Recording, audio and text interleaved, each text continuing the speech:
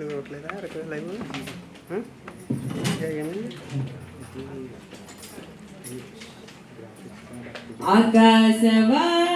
ఆకాశవాసులారా యెహోవాను స్తుతించుడి.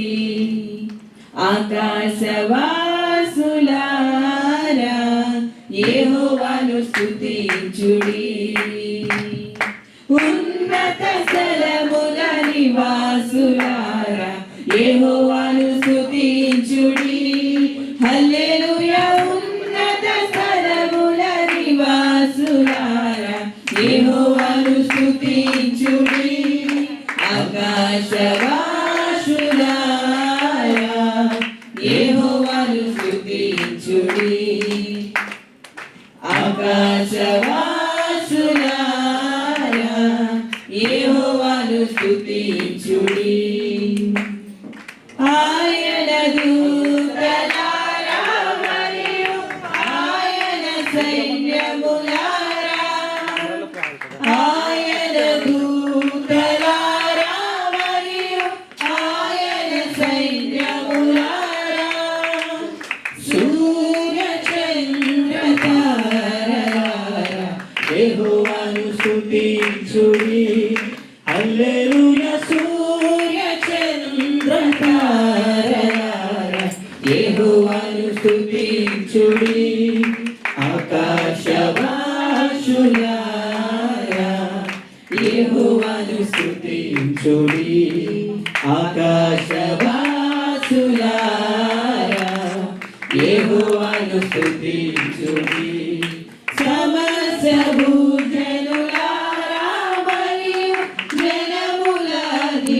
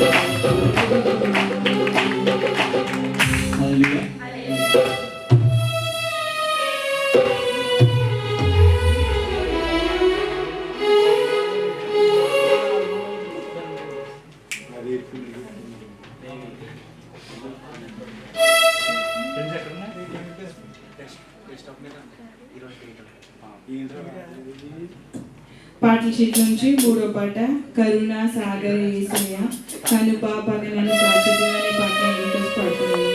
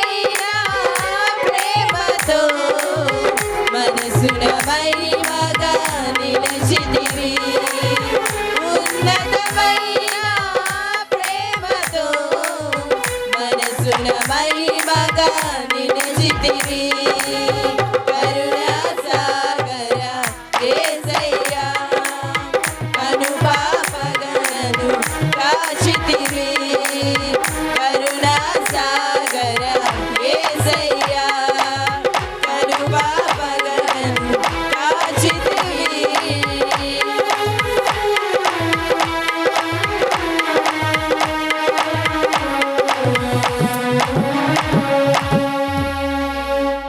హల్లెలూయా.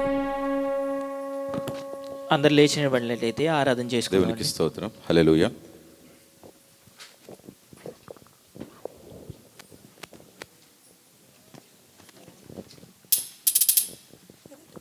దేవునికి స్తోత్రం. హల్లెలూయా. దేవాదేవుడు గడిచిన వారి నుంచి వారి వరకు మనల్ని మన కుటుంబాన్ని కాచి కాపాడి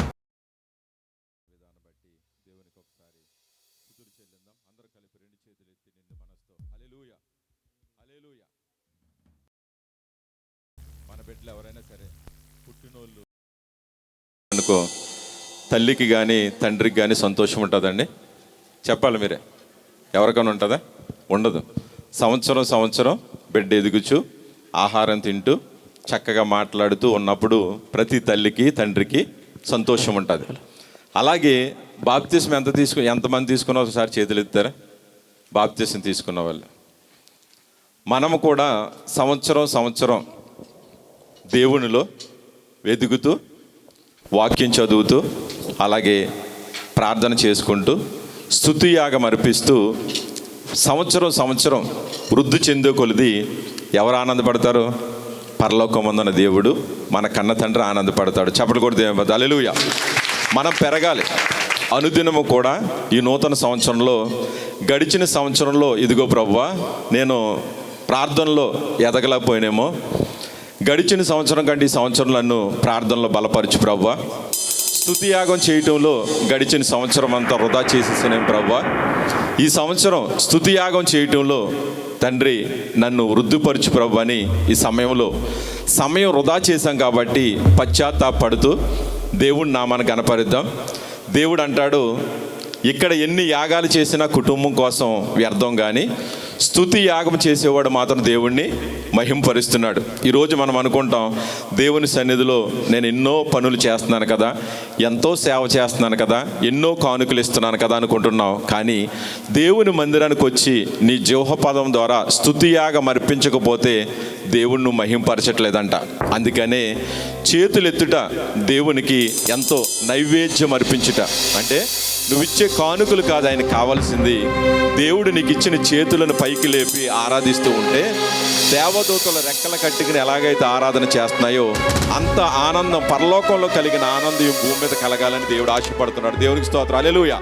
స్తుతి చేయుట ఎంతో శోభస్కరం. నీకు ఈ సమయంలో నువ్వు కళ్ళు మూసుకొని ఒక తీర్మానం తీసుకో. ఈ నూతన సంవత్సరంలో ప్రభువా, గత సంవత్సరంలో కంటే ఈ సంవత్సరంలో నేను ఎక్కువగా స్తుతి యాగం చేయాలి ప్రభువా, గత సంవత్సరంలో కంటే ఈ సంవత్సరంలో ప్రభువా నేను ఒక తీర్మానం చేసుకుంటున్నాను ప్రభువా, స్తుతి యాగం చేయాలి ప్రభువా. ఎందుకనంటే నీ ఆత్మను బలపరిచేది స్తుతి, నీ ఆత్మను ఎదుగుదల చేసేది స్తుతి, నీ ఆత్మ దేవుని ఆత్మతో కలిపేది కేవలం స్తుతి ఆరాధన మాత్రమే. నువ్వు ఉదయకాల సమయంలో వాక్యం చదువుతున్నాను అనుకుంటున్నావు, ప్రార్థన చేస్తున్నాను అనుకుంటావు, కానీ ఈ రోజు నుంచి నువ్వు మొదట వాక్యం చదువుకో, తర్వాత ప్రార్థన చేసుకో.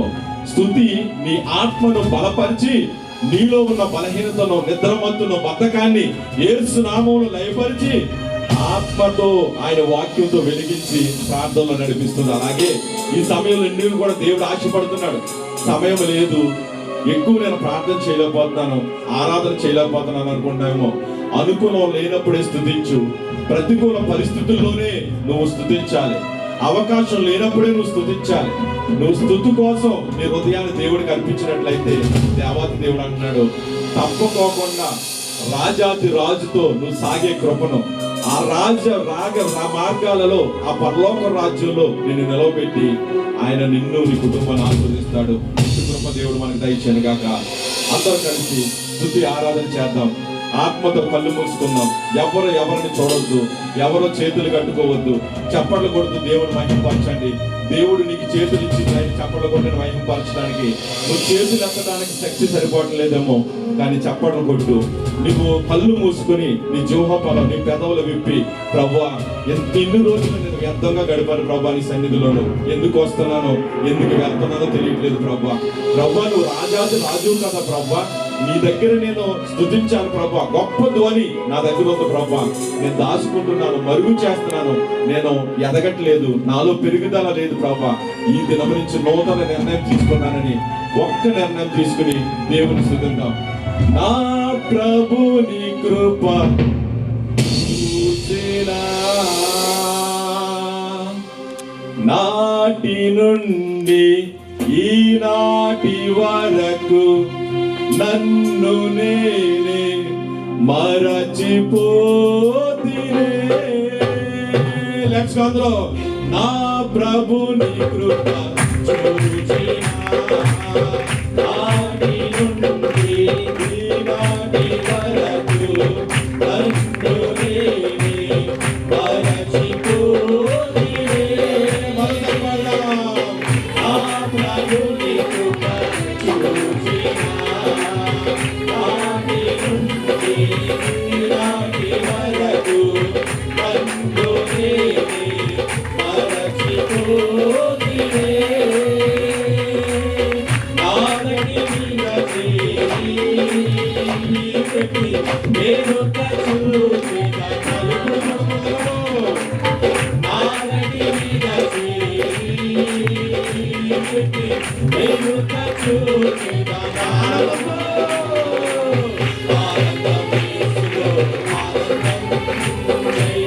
గంభీర ధ్వనితో పాడెదను జయ, నా తల్లి రాజుతో సాగెదను. ఆనందమేసుతో ఆనందం గంభీర ధ్వనితో పాడెదను జయ, నా తల్లి రాజుతో సాగెదను. నా ప్రాణములకు సేవ చేసి నా నామము బట్టి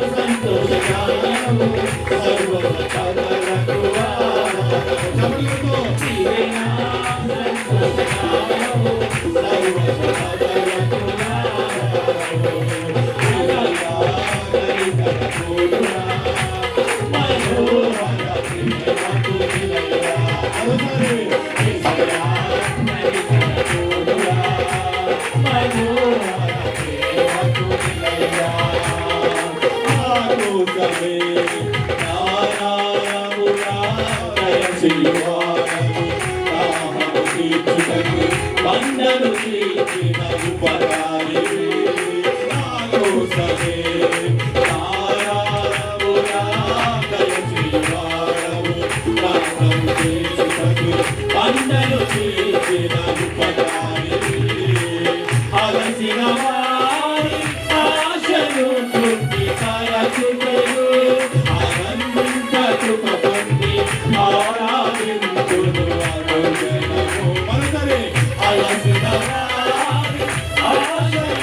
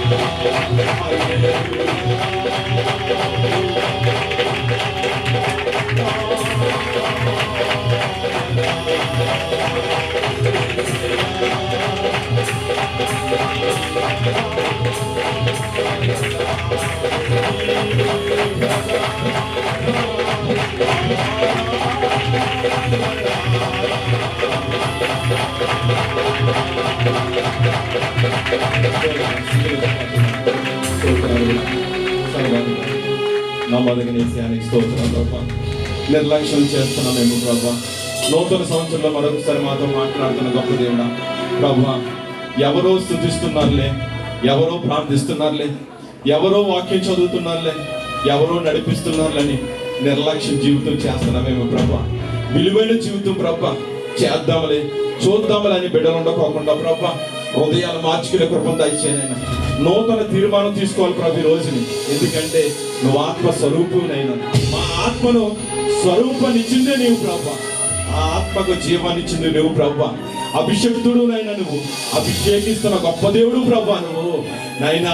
ఆత్మల కాపరేవు ప్రభు, అనంత జ్ఞానివినైనా, ఆదిలో ఉన్నవాడు ప్రభు. మేము ఇప్పుడు ఉంటాం నైనా, కొద్ది దినాల తర్వాత మాయమైపోతాం. ఆదియు అంతము నీవై ఉన్నావు. భూమికి ఆదిలో ఉన్నవాడు నీవు ప్రభు, భూమికి అంతములో నువ్వు ఉంటున్నావు తండ్రి. గొప్ప దేవుడు ప్రభు. అటువంటి నీ గొప్పతనాన్ని మేము నిర్లక్ష్యం చేస్తున్నామేమో. ఈ దినాన్నైనా గడిచిన సంవత్సరం కంటే సంవత్సరంలో నూతన హృదయముతో పెదవులు విప్పి స్తుతించాలనే హృదయం దయచే ప్రభు. ఆనందం నీవే ప్రభు. యేసయ్య ఆనందం నీలోనే ఉంది ప్రభు అని బిడ్డలు అత్యాశక్తితో పాటలు పాడే కృపను దయచే ప్రభు. ఆత్మస్వరూపివి నీవయ్యా, ఆనందం నీవేనయ్యా. ఆత్మస్వరూపివి నీవయ్యా, ఆనందం నీవేనయ్యా.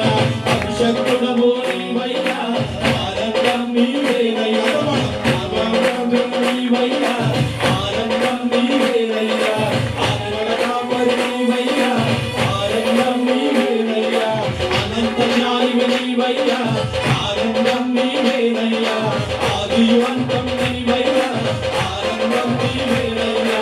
ఆత్మస్వరూపివి నీవయ్యా, ఆనందం నీవేనయ్యా. ఆత్మస్వరూపివి నీవయ్యా, ఆనందం నీవేనయ్యా. ఆత్మల కాపరి నీవయ్యా, ఆనందం నీవేనయ్యా. అనంత జ్ఞానివి నీవయ్యా, ఆనందం నీవేనయ్యా.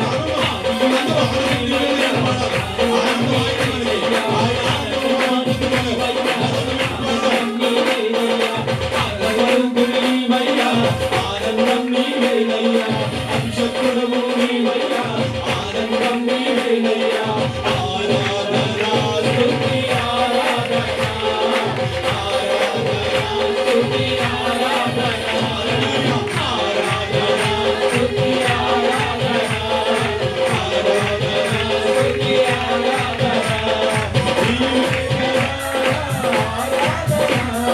నీవే కదా ఆరాధన, ఆరాధన స్తుతి ఆరాధన, ఆరాధన స్తుతి ఆరాధన, ఆరాధన స్తుతి ఆరాధన, ఆరాధన స్తుతి ఆరాధన. ఆనందము నీవయ్యా, ఆనందము నీవయ్యా, ఆనందము నీవయ్యా, ఆనందము నీవయ్యా, ఆనందము నీవయ్యా, ఆనందము నీవయ్యా, ఆనందము నీవయ్యా, ఆనందము నీవయ్యా, ఆనందము నీవయ్యా, ఆనందము నీవయ్యా, ఆనందము నీవయ్యా, స్తుతిమయుడవు నీవయ్యా, ఆనందము నీవయ్యా, స్తుతిమయుడవు నీవయ్యా, ఆనందము నీవయ్యా, స్తుతిమయుడవు నీవయ్యా, ఆనందము నీవయ్యా, స్తుతిమయుడవు నీవయ్యా, ఆనందము నీవయ్యా. ఆరాధన స్తుతి ఆరాధన, ఆరాధన స్తుతి ఆరాధన, ఆరాధన స్తుతి ఆరాధన, ఆరాధన స్తుతి ఆరాధన. నీవే కదా ఆరాధన, నీవే కదా ఆరాధన, ఆరాధన స్తుతి ఆరాధన, ఆరాధన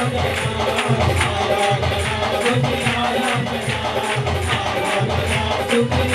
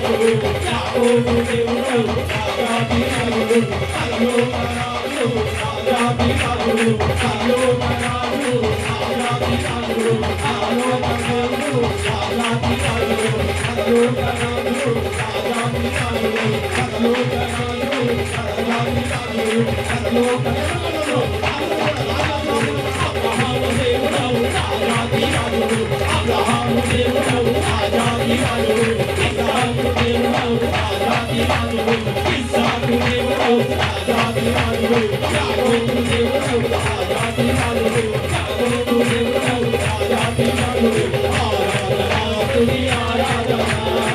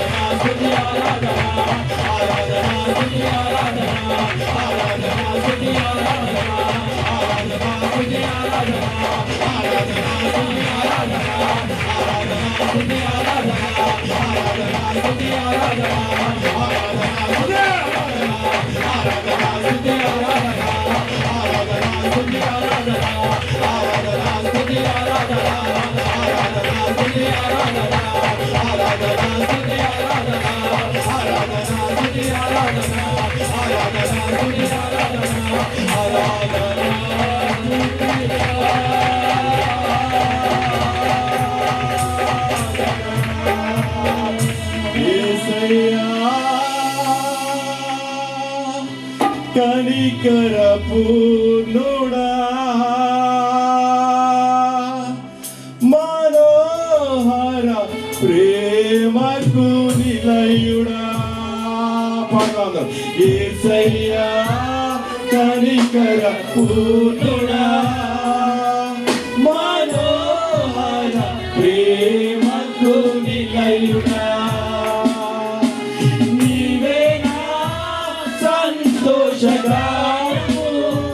సర్వ సంపదలకు ఆధారము నీవే నా సంతోషగానము సర్వ సంపదలకు ఆధారము. స్తుతి మహిమ ఘనత ప్రభావాలు యేసుక్రీస్తు పరిశుద్ధ నామములో నీకే ఆరోపించుకుంటున్నాం తండ్రి. ఆమేన్. అందరూ చెప్పకూడదు.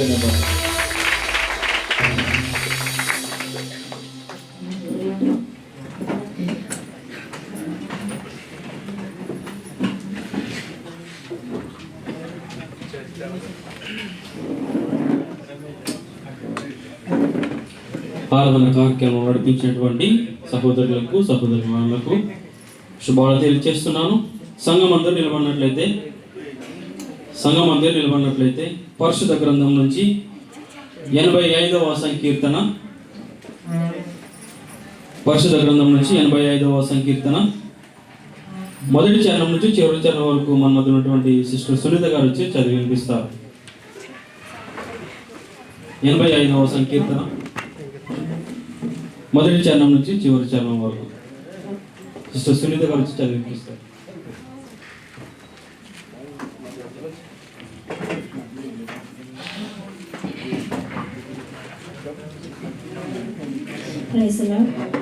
అందరికీ వందనాలండి. సంఘర్షణ పరిశుభ్రతకు వందనాలు. కీర్తనల గ్రంథము 5వ అధ్యాయం మొదటి నుండి. యెహోవా నీవు నీ దేశము ఎడల కటాక్షము చూపి ఉన్నావు. చెరగిపోయిన యాకోబు సంతతిని నీవు వెనుకకు రప్పించి ఉన్నావు. నీ ప్రజల దోషమును పరిహరించి ఉన్నావు. వారి పాపమంతయు కప్పివేసి ఉన్నావు. నీ ఉగ్రత అంతయు మానివేసి ఉన్నావు. నీ కోపాగ్నిని చల్లార్చుకొని ఉన్నావు. మా రక్షణకర్త వగు దేవా మమ్మను మళ్ళించుము. మా మీదనున్న నీ కోపమును చాలించుము. ఎల్లకాలము మా మీద కోపగించెదవా? తరతరములు నీ కోపము సాగించెదవా? నీ ప్రజలు నీ యందు సంతోషించినట్లు నీవు మరలా మమ్మను బ్రతికింపవా? యెహోవా నీ కృప మాకు కనుపరచుము. నీ రక్షణ మాకు దయచేయుము. దేవుడైన యెహోవా సెలవిచ్చు మాటను నేను చెవిని పెట్టెదను. ఆయన తన ప్రజలతోనూ తన భక్తులతోనూ శుభవచనము సెలవిచ్చును. వారు మరలా బుద్ధిహీనులు కాకుందురుగాక. మన దేశంలో మహిమ నివసించినట్లు ఆయన రక్షణ ఆయనకు భయపడు వారిని సమీపముగా నున్నది. కృపా సత్యములు కలుసుకున్నవి. నీతి సమాధానములు ఒకదానినొకటి ముద్దు పెట్టుకున్నవి. భూమిలో నుండి సత్యము మొలుచును. ఆకాశము నుండి నీతి పారజూచును. యెహోవా ఉత్తమైన దానిని అనుగ్రహించును. మన భూమి దాని ఫలమునిచ్చును. నీతి ఆయనకు ముందు నడుచును. ఆయన అడుగుజాడల్లో అది నడుచును. చిన్న వాక్యం దేవుడు దీవించును.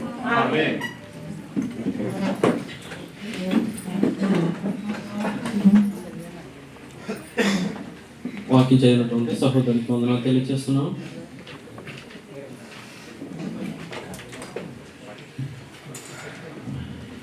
ఈ సమయంలో ప్రత్యేకమైన పాట ఉంది. సహోదరి విజయ్ గారు ఇచ్చినట్లయితే ఒక చరణము, ఒక పల్లవి, ఒక చరణం పాడి వినిపిస్తాను. ఎందుకంటే సమయం లేదు కాబట్టి. పల్లవి, చరణం విజయమ్మ గారు.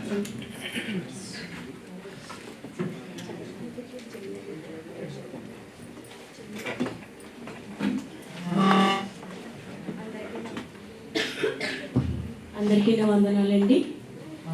ఈ అవకాశం ఇచ్చిన బ్రదర్ గారికి నా హృదయపూర్వక వందనాలు. అయితే పాట పాడే ముందు చిన్న విషయం చెప్పాలనుకుంటున్నాను. పాట చూసేటప్పుడు చిన్న స్టోరీలా జరుగుతుంది కదండి, అది అయితే రాత్రి నుంచి చెప్పాలి చర్చిలో నేను అనుకుంటున్నాను. ఒక తండ్రి తన బిడ్డ ఉంటారండి, వాళ్ళ పేర్లు అయితే నాకు తెలియదు. అతనికి కళ్ళు ఉండవండి. అయితే ఆ అమ్మాయి అతని తండ్రిని ఎంతగానో బాగా ప్రేమిస్తూ చూసుకుంటూ అతనికి అన్నం తినిపిస్తూ ఎంతో ప్రేమ చూపుతూ ఉంటుందండి తన తండ్రి దగ్గర. అయితే అలా చూసుకుంటూ తన స్కూల్కి వెళ్తూ ఉంటుందండి. అంటే దేవునికి మనకి ఉన్న సంబంధం కోసం అనుకుని చెప్తున్నానండి ఇచ్చినదండి. అమ్మాయి రోజు స్కూల్కి వెళ్తూ ఉంటుంటే ఒక అబ్బాయి అయితే ఆటోలో తన కోసం చూస్తూ ఉంటాడు. అంటే సైతాను అనమాట. అయితే ప్రతిరోజు అలాగే తన తండ్రిని చూసుకుంటూ తన స్కూల్కి వస్తూ ఉన్నప్పుడు ఆ ఆటోలో ఉన్న అబ్బాయి అమ్మాయి కోసం చూస్తూ ఉన్నప్పుడు అనుకోకుండా ఒకసారి అమ్మాయి కళ్ళు తిరిగి పడిపోతుందండి. అయితే వీడికి దొరికిందే ఛాన్స్ అని గబగబగా అమ్మాయి దగ్గరికి తనను లేపి కళ్ళు మొహం మీద నీళ్ళు కొట్టి ఆటోలో కూర్చోబెట్టి తీసుకెళ్ళి వాళ్ళ ఇంటి దగ్గర చెప్తాడండి అమ్మాయిని. ఇదే దొరికిన ఛాన్స్ అని ఫోన్ నెంబర్ తీసుకుని అలాగే ఆ రోజు నుంచి ఫోన్ మాట్లాడుకుంటూ ఉంటారండి వీళ్ళిద్దరుని. అప్పటి నుంచి తన తండ్రిని ప్రేమ కోల్పోతూ ఉంటుందండి. తన ఆలపాలన చూసుకోవడం మానేసి ఈ సైతాను ఊపిలో చిక్కుకొని ఉంటుంది అనమాట ఈ అమ్మాయి. అయితే అలాగనే తన తండ్రి గమనించి తిడతాడనమాట. ఒక రోజు తిట్టిన వెంటనే ఆ అబ్బాయికి ఫోన్ చేసి అలాగేలాగని స్టోరీ చెప్పేసి ఆ అబ్బాయి అంటాడు, అంత లేదు నేను చూసుకుంటాను, ఏదో చెప్తారు కదండి స్టోరీలు. అలాగా అబ్బాయి దగ్గరికి వెళ్ళిపోతుంటే తన బట్టలు సర్దుకుని వెళ్ళిపోతుంటే తర్వాత అలా కొన్నాళ్ళు అలా జరుగుతూ ఉండేటప్పుడు ఆ అబ్బాయి కొడతాడండి అమ్మాయిని. కొడతా ఉన్నప్పుడు తను ఏడుస్తుందండి. అయ్యో నేను నా తండ్రిని వదిలి తన తండ్రి ప్రేమ నుంచి నేను ఇలా వచ్చేసానని తను ఎంతగానో ఏడుస్తూ ఎవరు లేని సమయాన్ని తలుపేసుకుని తను ఉరేసుకోబోతూ ఉంటుందండి.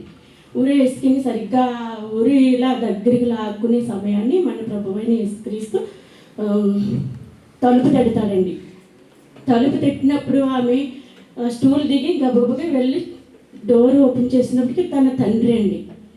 అప్పుడు తన తండ్రి రూపంలో మన యేసుప్రభు వారు వచ్చి తన ప్రాణాలను కాపాడినారు అనమాట. హల్లెలూయా. ఇంత అద్భుత కార్యాన్ని చేసినప్పుడు తన తండ్రిని పట్టుకుని కౌగులించుకొని తను పాడుతుంది అనమాట ఈ పాట. ఒక్కసారి నన్ను నీవు మన్నించు, ఈ ఒక్కసారి నీ కృప నాపై చూపించు, ఒక్కసారి నన్ను నీవు మన్నించు, ఒక్కసారి నీ కృప నాపై చూపించు. నేను పాపిని, నేను దోషిని, నేను పాపిని, నేను దోషిని. తండ్రి అని పిలుచుటకు యోగ్యత లేని వాణ్ణి, నా తండ్రి అని పిలుచుటకు యోగ్యత లేని వాణ్ణి, తండ్రి అని పిలుచుటకు యోగ్యత లేని వాణ్ణి, నా తండ్రి అని పిలుచుటకు యోగ్యత లేని దాన్ని.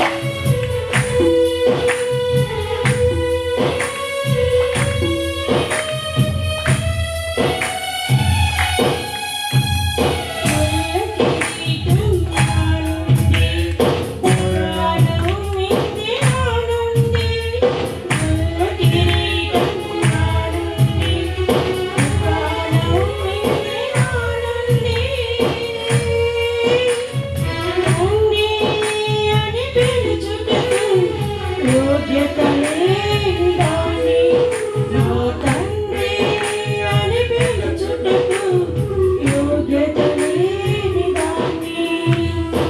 ఒక్కసారి నన్ను నీవు మన్నించు, ఈ ఒక్కసారి నీ కృప నాపై చూపించు.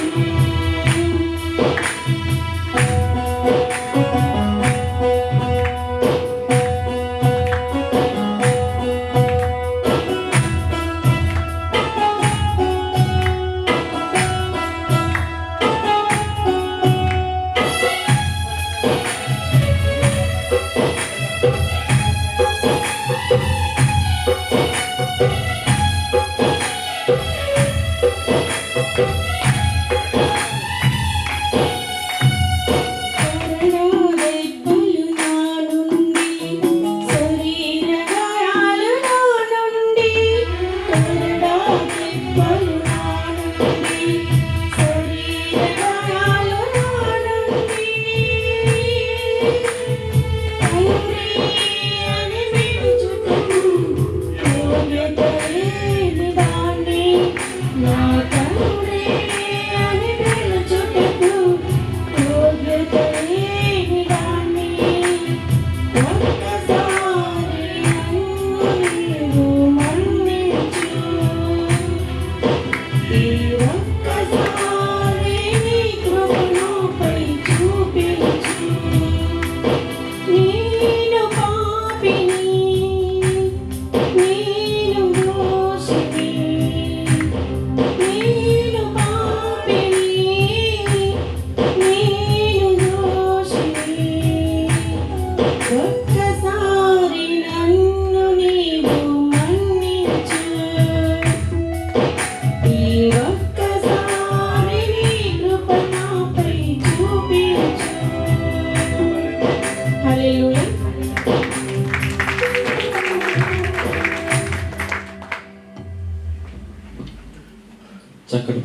వచ్చినటువంటి సహోదరికి వందనాలు తెలియజేస్తున్నాను. వాక్య పరిచర్యల ముందు కొన్ని ప్రార్థన అవసరాలు ఉన్నాయండి, అది చదివి వినిపిస్తాను. మీ అందరిని ప్రార్థన జ్ఞాపకం చేసుకోవాల్సిందిగా కోరుచున్నాను.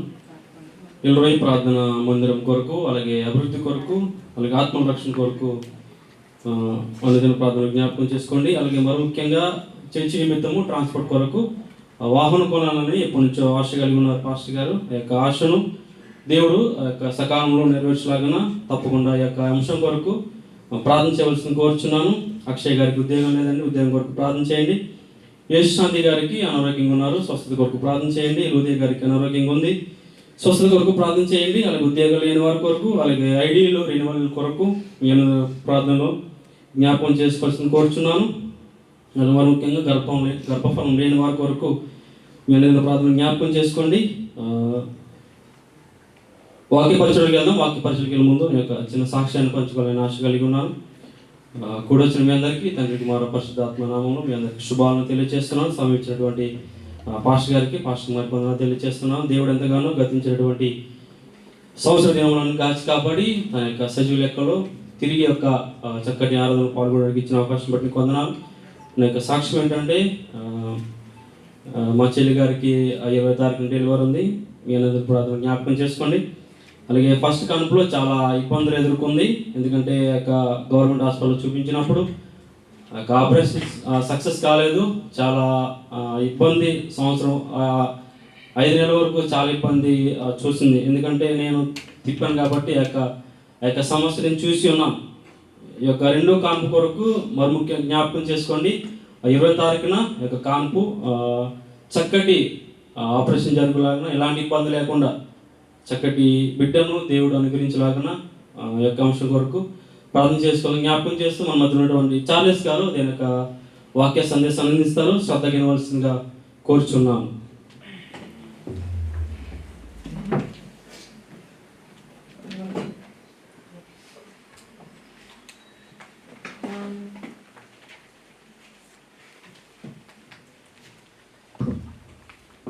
సర్వోన్నతుడు, నిరంతరం స్తోత్రార్హుడు, సర్వ సృష్టికి ఆధారభూతుడైన మన ప్రభు అయిన యేసునామంలో మీ అందరికి కూడా శుభాది వందనాలు తెలియజేసుకుంటున్నాను. నాకు ఈ అవకాశం ఇచ్చిన దేవాతి దేవునికి, సంఘ కాపరికి, సంఘ సభ్యులకు, సాంకేతిక నిపుణులకు, మీ అందరికీ కూడా విశ్వాసులందరికీ నా హృదయపూర్వక వందనాలు తెలియజేసుకుంటున్నాను. వాక్యంలోనికి వెళ్లే ముందు ఒక చిన్న ప్రార్థన చేసుకుందాం. మహాపరిశుద్ధుడా, గొప్ప దేవ, నీ బంగారు పాదానికి లెక్కలేని స్తుతులు స్తోత్రాలైనా. నాకు ఈ అవకాశం ఇచ్చిన గొప్ప దేవ, నీకు లెక్కలేని స్తుతులు స్తోత్రాలైనా. ఇక్కడ నిలబడినైనా వాక్యం బోధించుండగానైనా నీ జ్ఞానాన్ని దయచేయండి. నీ పరలోక జ్ఞానాన్ని అయినా మీరు దయచేయమని అడుగుతున్న తండ్రి. నాయన ఈ ప్రాంగణం అంతటిని కూడా నీ కంట్రోల్లోకి తీసుకుని అడుగుతున్న తండ్రి. నీ పరిశుద్ధాత్మ సహాయాన్నైనా నాకు నాయన వింటున్న వారికినైనా మెండుగానైనా మీరు దయచేయండి తండ్రి. నాయన సమయోచితమైన జ్ఞానాన్నైనా మీరు నాకు దయచేయమని అడుగుతున్న తండ్రి. విని విడిచిపెట్టే వారిలా కాకుండానైనా వాక్యానుసారంగా మేము జీవించే భాగ్యాన్నైనా మీరే దయచేయమని అడుగుతున్నాం తండ్రి. ప్రతి ఒక్కరితోనైనా మీరే మాట్లాడమని అడుగుతున్నాం తండ్రి. మేమందరం కూడా ఏదో ఒక చిన్న విషయమైనా నేర్చుకున్నైనా సంతోషముతో సమాధానంతోనైనా ఇంటికి వెళ్ళే భాగ్యాన్ని మాకు దయచేయమని మా ప్రభువును రక్షకుడైన యేసునామములో అడుగుతున్నాము ప్రియ పరలోక తండ్రి. ఆమేన్. క్రైస్తవ ప్రపంచానికి బ్రదర్ భగత్ సింగ్ గారు తెలియని వారు లేరు అంటే అది అతిశయోక్తి కాదేమో. ఎందుకంటే హెబ్రోన్ సంస్థను స్థాపించి సుమారుగా 10,000 సంఘాలను ఆయన ఎస్టాబ్లిష్ చేసిన ఘనత ఆయనకు మాత్రమే ఆయనకు మాత్రమే చెల్లింది. ఎందుకంటే ప్రపంచవ్యాప్తంగా ఆయన అంటే తెలియని వాళ్ళు లేకపోయి ఉండొచ్చు. 1903 జూన్ 6వ తారీఖున ఆయన పంజాబ్లోని ఒక సిక్ మతంలో ఆయన జన్మించారు. ఒక నిష్ఠగల సిక్కు కుటుంబంలో జన్మించిన ఆయన 12 సంవత్సరాలకి ఆయన వివాహం జరిగింది. అంత మాత్రమే కాదు కానీ ఆయన విద్యను ఒక క్రైస్తవ మిషనరీ సంస్థల్లో ఆయన విద్యను అభ్యసించారు. క్రీస్తుని గురించి వినటం జరిగింది కానీ విశ్వసించలేని పరిస్థితి. అయితే తర్వాత ఆయన విదేశాలకు వెళ్ళి ఆయన ఒక ఉన్నత విద్యను ఆయన అభ్యసించారు. అగ్రికల్చరల్ ఇంజనీరింగ్ పూర్తి చేసి పట్టభద్రుడై ఆయన తిరిగి వచ్చినప్పుడు ఆయన స్నేహితులు యేసుక్రీస్తు వారి గురించి చెప్పారు. అయినప్పటికీ కూడా ఆయన విశ్వసించలేదు. అయితే 1932వ సంవత్సరంలో ఆయన క్రీస్తును తన సొంత రక్షకునిగా ఆయన అంగీకరించడం జరిగింది. సిక్కు కులంలో పుట్టడం వలన తల్లిదండ్రులు తక్కువ కులస్తుల దేవుడు, విదేశీ దేవుడు అనే ఒక నెపముతో ఆయన్ని క్రీస్తును ఆరాధించే విధంగా ఆయన ఉంచలేదు. ఒకవేళ నువ్వు క్రీస్తును ఆరాధించేటట్లయితే ఇంటిలో ఉండొద్దు అనేసి ఆయన నెట్టి వేయడం జరిగింది. ఆయన మొట్టమొదటిగా ముంబై పరిసర ప్రాంతాల్లో ఆయన సువార్తను ప్రకటించడం స్టార్ట్ చేశారు. ఆ తరువాత కేరళ, తమిళనాడు రాష్ట్రాల్లో ఆయన సువార్తను వ్యాపింపజేసి ఆంధ్రప్రదేశ్ రాష్ట్రంలో ఆయన సువార్తను స్థాపించడం జరిగింది. హెబ్రోన్ సంస్థను స్థాపించి సుమారుగా 10,000 సంఘాలను ఆయన కట్టాడనమాట. ఆయన ఈ సువార్తను ప్రకటిస్తున్న కాలంలో అనేక మందికి ఒక ఇన్స్పిరేషన్గా ఉండటం జరిగింది. ఒకానొక దినాన్న ఆయన ట్రైన్లో ప్రయాణిస్తూ హైదరాబాద్ నుంచి చెన్నైకి ఆయన ప్రయాణిస్తున్నారు. ఎక్కినప్పటి నుంచి కూడా ఆయన భర్తలో మోకాళ్ళ నుండి ప్రార్థన చేసుకుంటమే జరుగుతుందంట. మోకాళ్ళ నుండి ప్రార్థన చేసుకుంటుంటే ఒక పై బెర్త్లో ఉన్న ఒక అతను, కుర్రాడు ఆయన్ని గమనిస్తూనే ఉన్నాడు. ఇతను ఏ సమయంలోనైనా వచ్చి ఆయన బెర్త్లో కూర్చుంటారేమో అని ఆలోచిస్తే రాత్రంతా మోకాళ్ళ మీద ఉండి ప్రార్థన చేసుకుంటూనే ఉన్నారంట. ప్రార్థన చేసుకుంటా ఉంటే ఈయనెవరో ఆయన తెలుసుకోవాలనేసి ఆయన వెంబడించి ఆయన గురించి తెలుసుకుని ఒక గొప్ప సేవకుడిగా మారిన వ్యక్తి బ్రదర్ టీజీఎస్ దినకరన్ గారు. అయితే ఈయన అనేక మందికి భగత్ సింగ్ గారు ఒక ఇన్స్పిరేషన్గా ఉన్నారు.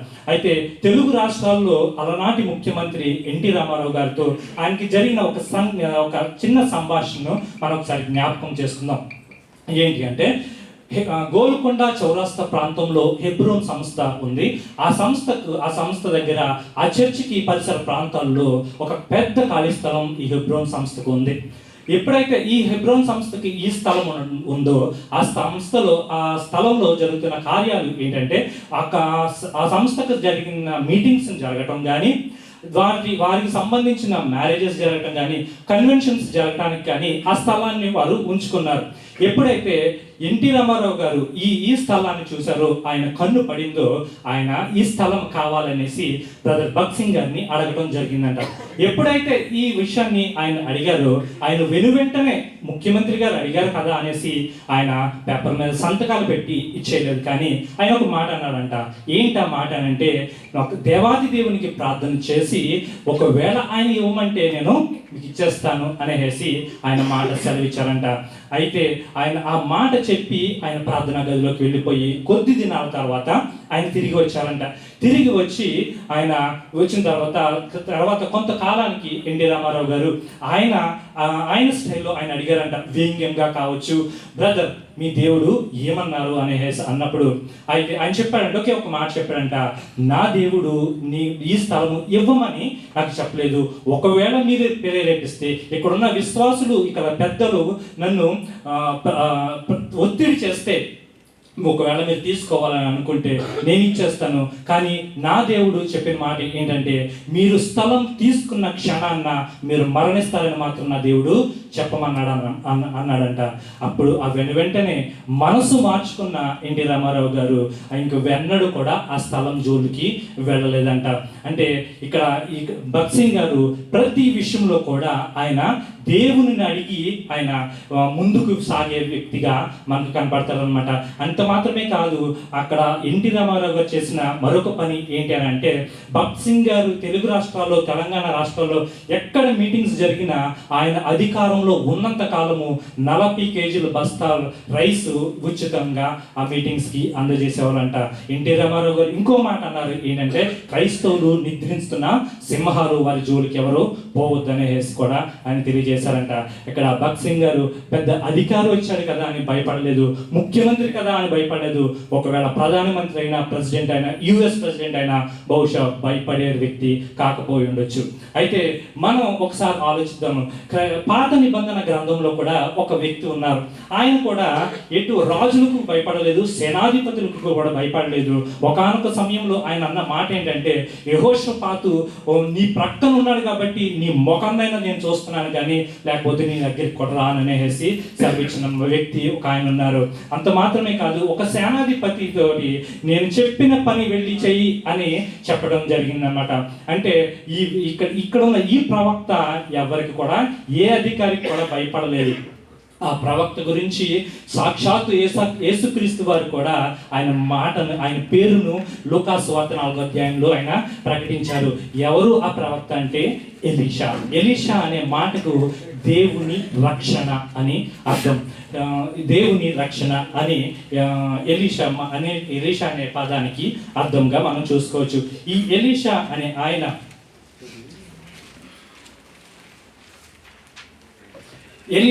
ఆయన షాపాతు కుమారుడిగా మనకి కనబడతాడనమాట. రాజుల గ్రంథంలో ఆయన ప్రస్తావన స్టార్ట్ అవుతుంది. షాపాతు కుమారుడిగా ఉన్న ఒక వ్యక్తి ఒక ఉన్నతమైన స్థితిలో ఉన్న వ్యక్తిగా మనకి కనబడుతుంది. ఎందుకంటే ఆయన ఒక 12 మరకల ఎడ్లను ఆయన దున్నుతున్నట్టుగా అక్కడ కనపడతా ఉంటుంది అనమాట. 12 ఎరకల దున్నుతున్నాడు అంటే దగ్గరగా 120 ఎకరాల భూ ఆస్వామిక మనకి కనపడుతున్నాడు. అంటే ఒక సామాన్యమైన వ్యక్తి కాదు, కానీ ఆయన మీదకి ఆయన ఏలియాని ఎప్పుడైతే దేవుడు ఆరోహణమై తీసుకెళ్ళిపోవాలని ఆయన ఆశించినప్పుడు ఏలియాకి దేవుడు చెప్తాడు, వెళ్ళి ఆయన అభిషేకించమని చెప్పినప్పుడు ఏలియా వెళ్ళి ఆయన మీద దుప్పట కప్పడం జరుగుతుంది అనమాట. ఎప్పుడైతే ఈ దుప్పట కప్పుతాడో ఆయన వెంటనే గమనిస్తాడు, దేవుని పిలుపు నా మీద ఉందనేసి గమనించి ఆయన వెంటనే ఆయన చేసిన పని ఏంటంటే అవన్నీ కూడా ఎడ్లన్నింటినీ కూడా ఆయన వధించి జనాలకి భోజనాలు అరేంజ్ చేసి ఆయన విడిచిపెట్టేసి ఆయన్ని వెంబడించినట్టుగా కనపడుతుంది అనమాట. ఎందుకు ఈ పని చేశారు ఎలీషా అని మనం ఒకసారి ఆలోచించినట్లయితే, ఇంకెన్నడూ కూడా దేవుని కాడి మీద చేయి వేసిన తర్వాత ఇంకెన్నడూ ఎట్టి పరిస్థితుల్లో కూడా తిరిగే స్థితిలోకి నేను ఉండకూడదు అనే ఉద్దేశంతో తనకున్న వృత్తిని విడిచిపెట్టేసి దేవుని వద్దకు చేరినట్టుగా మనకు కనపడుతుంది అనమాట. ఎప్పుడైతే ఈ ఏలియా ఆరోహణమై వెళ్ళిపోతున్నాడో ఆయన ఒక మాట అడిగారు అనమాట, నాకు 2 పాళ్ళు ఆత్మ కావాలనేసి అడగటం జరిగింది. ఎప్పుడైతే ఈయన 2 పాళ్ళు ఆత్మ అడిగారో ఆయన దాన్ని వెంబడించి సంపాదించుకున్నట్టుగా కూడా మనకు తెలుస్తుంది అనమాట. దేవుడు ఆయనకి 2 పాళ్ళు ఆత్మను దయచేశాడు. అంత మాత్రమే కాదు, అతను గురువు గారి కంటే రెండింతల ఎక్కువ కాలము ఆయన వాక్యాన్ని బోధించినట్టుగా సేవ చేసినట్లుగా మనకి కనపడుతుంది అనమాట. అంత మాత్రమే కాదు, కానీ ఏలియా 16 అద్భుతాలు మనకి బైబిల్ గ్రంథంలో లిఖించబడినట్లయితే ఆయన 32 ఆశ్చర్య అద్భుత కార్యాలు ఆయన చేసినట్టుగా కూడా కనపడుతుంది అనమాట. అనేక అద్భుత కార్యాలు బహుశా ఇంకా కూడా చేసి ఉండొచ్చు, కానీ బైబిల్ గ్రంథంలో కొద్దిపాటిగా రాసినట్టుగా మనం గ్రహించవచ్చు అనమాట. అయితే కొన్ని విషయాలను మనం గ్రహించుకొని మనం ముందుకు వెళ్దాం. ఏంటి అని అంటే ఎలీషా ఆయన చేసిన అద్భుత కార్యాలు ఏంటి అని అంటే, ఆయన ఒక పిల్లలు ఆయన గేలు చేస్తున్నప్పుడు, ఆయన హేళన చేస్తున్నప్పుడు ఆయన మీద పిల్లల మీదకి ఎలుగుబంట్లు వచ్చి తీసుకువెళ్ళిపోయినట్టుగా మనకి కనపడుతుంది అనమాట. అంత మాత్రమే కాదు, కానీ ఒక విధవరాలి ఇంటిలో నూనె ఉద్భవించేలాగా ఆయన ఒక ఆశ్చర్య కార్యాన్ని చేశాడు. అదేవిధంగా అక్కడున్న షారపతు ఇంటిలో కూడా ఆయన చేసిన గొప్ప కార్యాన్ని మనం చూస్తాం. ఎందుకంటే ఆ ఇంటిలో ఉన్న అవసరత ఏంటో తెలుసుకుని ఆయన చేసిన కార్యం ఏంటంటే, రేపటికి వచ్చే సంవత్సరానికి నీ ఒడిలో ఒక బిడ్డ ఉంటాడని సెలవిచ్చాడు. అంత మాత్రమే కాదు, ఆ బిడ్డ పెరిగి పెద్దవాడై మరణించినప్పుడు దేవునికి ప్రార్థన చేసి ఆ ప్రాణాన్ని కూడా తిరిగి తీసుకురావడానికి దేవుడు ఎంతగానో కృప చూపించాడు. అంతేకాకుండా ఆయన ఎంత రోషంగా ఆయన ప్రవచించాడంటే, సిరియా ప్రాంతంలో జరిగే యుద్ధాన్ని ముందుగానే ప్రవచించి యుద్ధానికి విజయాన్ని దయచేసిన గొప్ప ప్రవక్తగా మనకి కనపడతాడు అనమాట. అంత మాత్రమే కాదు, కానీ 20 అవలలతో 100 మందిని పోషించిన గొప్ప ప్రవక్తగా అతను కనపడతాడు అనమాట. ఇలాగ అనేక గొప్ప కార్యాలు ఆయన చేశాడు. ఉప్పు నీటిని మంచి నీటిగా వాగుగా మార్చిన గొప్ప ప్రవక్తగా ఆయన మనకి కనపడతాడు అనమాట. అంత మాత్రమే కాదు, కానీ ఆయన మరణించిన తర్వాత, ఆయన రోగి అయి మరణించిన తర్వాత ఆయన తీసుకువెళ్ళి సమాధి చేసిన తర్వాత కొంతకాలానికి ఒక చనిపోయిన వ్యక్తిని ఆ సమాధిలో ఉంచినప్పుడు ఆయనని శల్యములు అంటే ఎముకలు తగిలి కూడా ఒక శవం తిరిగి లెగిసి వచ్చేసిందంట. అంటే అంత చనిపోయిన తర్వాత కూడా ఆయన మీద ప్రభావము అంత అధికంగా ఉందని అనేసి మనం అర్థం చేసుకోవచ్చు అనమాట. ఇంకా ఎలీషా జీవితంలో అనేక గొప్ప కార్యాలు జరిగాయి. ఎందుకంటే ఏలియా రాజులతోనూ సేనాధిపతులతోనూ పోరాడి దేవుని గురించి పోరాడాడు. కానీ ఈయన ప్రజలందరి కోసము అనేక మంది బయలుదేవతను పూజిస్తున్నారనే ఒక ఉద్దేశంతో అనేక మంది శిష్యులను పోగు వేసి వాళ్ళందరికీ దేవుని వాక్యాన్ని తెలియజేసి దేవుని తట్టు తిరిగే విధంగా ఆయన బాధ్యత తీసుకున్నట్టుగా మనకి కనపడుతుంది అనమాట. ఎలీషా ప్రవక్త గురించి చెప్పుకోవాలంటే ఇంకా ఎన్నో విషయాలు ఉన్నాయి. కానీ మనకి ఆయన జీవితంలోంచి మనం నేర్చుకోవాల్సిన పాఠాలు ఏమై ఉన్నాయో మనం ఒకసారి ఆలోచిద్దాము. మొట్టమొదటిగా మనం గమనించాల్సిన విషయం ఏంటంటే, ఆయన నిన్ను స్వస్థపరచు దేవుడు మరియు నీ హృదయాన్ని శుద్ధిని చేయగల దేవుడు కూడా ఉన్నాడనేసి మనం గమనించాలి. మనల్ని స్వస్థపరచడమే కాదు కానీ మన హృదయాన్ని కూడా శుద్ధిని చేసే దేవుడు అయి ఉన్నాడని మనం గ్రహించాలి. మొట్టమొదటిగా 2వ రాజుల గ్రంథము 5వ అధ్యాయము 15వ వచనం మనం చూసుకుందాం. 2వ రాజుల గ్రంథము తన పరివారంతో కూడా దైవజనుడి దగ్గరకు తిరిగి వచ్చి అతని ముందర నిలిచి, చిత్తగించుము, ఇశ్రాయేలులోనున్న దేవుడు తప్ప లోకమంతటి యందు మరి ఒక దేవుడు లేడని నేను ఎరుగుదును. ఇప్పుడు నీవు నీ దాసుడనైన నా యొద్ద బహుమానం తీసుకొనవలసినది ఇశ్రాయేలులో ఉన్న దేవుడు తప్ప లోకమంతటి యందును మరి యొక్క దేవుడు లేడని నేను ఎరుగుదును అనేసి ఆయన చెప్పాడు అనమాట. ఇక్కడ ఎలీషా దగ్గరికి వచ్చిన వ్యక్తి ఎవరు, ఈ మాట అన్న వ్యక్తి ఎవరు అనేసి మనం ఒకసారి ఆలోచించినట్లయితే నయమాను అంటే దేవుని రాజ్యంలోకి, దేవుని మందిరంలోనికి మనము వెళ్ళాలన్నా, బైబిల్ గ్రంథాన్ని మనం చేత పట్టుకోవాలన్నా, మన జీవితంలోనికి ప్రవేశించాలంటే దేవుని యొక్క ప్రణాళిక ఖచ్చితంగా ఉందనేసి అది ఆయన అనాథ సంకల్పం అనేసి మనం గ్రహించాలన్నమాట. ఇరుకు మార్గంలో ప్రవేశించాలన్నా కూడా అది ఆయన యొక్క సంకల్పం అనే విషయాన్ని మనం గ్రహించాలి. ఎందుకంటే ఇక్కడ ఈ నయమాను విషయంలో మనం గ్రహించినట్లయితే ఇక్కడ ఆయన ఎవరు ఒక యూదుడు కాదు, ఒక క్రైస్తవుడు కాదు, మన దేవుణ్ణి ఎరిగిన వ్యక్తి అంతకంటే కాదు. ఎవరి నయమాను అంటే ఒక సిరియనుడు, ఎవరి నయమాను అంటే ఒక అన్యుడు, ఎవరి నయమాను అంటే దేవాతి దేవుణ్ణి ఎరిగిన వాడు కాదు. ఆయన దేవతలు వేరు, ఆయన పూజలు వేరు, ఆయన మార్గమే వేరు. ఒక మార్గం గుండా ఆయన వెళ్ళిపోతున్నాడు. అయితే ఈయన ఇక్కడ ఈ మాట అనడానికి గల కారణం ఏంటంటే మనం ఒకసారి గ్రహించినట్లయితే మొట్టమొదటి వచనం మనం చూసుకుందాము. 5వ అధ్యాయము 1వ వచనము. సిరియా రాజు సైన్యాధిపతి అయిన నయమాను అని ఒకనొకడుండెను. అతని చేత యెహోవాయే సిరియా దేశమునకు జయము కలుగజేసి ఉండెను గనుక అతడు తన యజమానుని దృష్టికి గనుడై దయ పొందిన వాడయ్యను. అతడు ఇక్కడ సిరియా రాజు సైన్యాధిపతి అయిన నయమాను అను ఒకడును, అతని చేత యెహోవాయే అనేసి సిరియా దేశంనకు జయము కలుగు చేసాను.